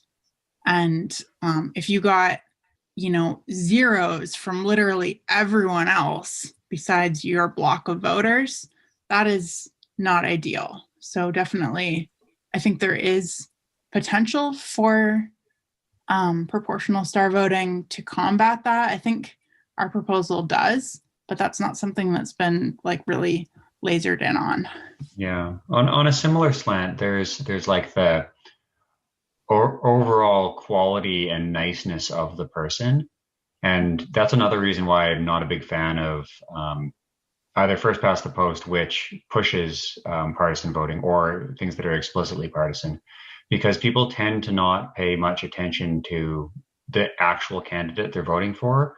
They tend to just vote for the party or the leader of the party. I'd really want people to actually spend their time and get to know each of the candidates, and then, score them properly. So I think giving people the ability to do that will kind of force them to do that a little bit better. And that's another one of the issues with a multi-member system versus a single member system. So in general, you're going to have say you have 5 seats, you're going to have 5 times as many candidates. That's 5 times as many people to learn. And then you're fighting back down the other side of that slope where people have to learn many more people and better. So there's so many trade-offs in this ecosystem that it's really hard to know what the best balance in terms of just getting a good parliament or a good house or whatever. Mm-hmm. So yeah, more information about trying to get likable people elected. Cool. Well, as we're wrapping up, I want to thank everyone who's still on the call with us for doing this deep dive, for caring about this issue. And if you're looking at adopting proportional representation, maybe for a group that you're a part of or something like that, one update is that we now have the capability to tabulate elections that are run with allocated score. We don't have that live on our star.vote website yet, but we do have, behind the scenes, we have that code written and that tool built. So if you do run an election and you use 5-star ballots and you can put your results in a spreadsheet, we can tally that for allocated score for you. So you can just email elections@equal.vote if you have any election officiation type questions, for PR or for single winner. Yeah. And spend some time on ElectoWiki. The code for allocated score is there. If there's any developers out there that want to build their own thing. Mm-hmm. Yeah. And then in terms of real world advocacy, proportional representation and allocated score are not part of any of our ballot initiatives. They're not part of our new bill in the legislature. 3250 House bill for Oregon is now live. It doesn't include proportional representation. So that's something that isn't on the front burner for us in terms of like large scale governmental advocacy.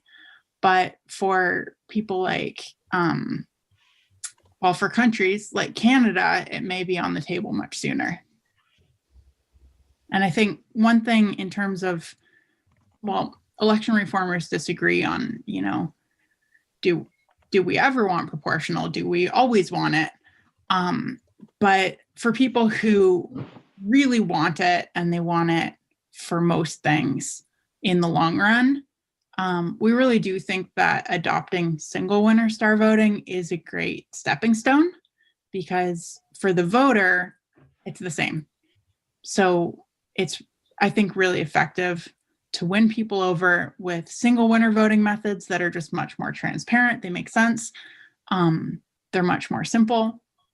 And then get them comfortable with it, get them trusting it before trying to introduce this whole other concept.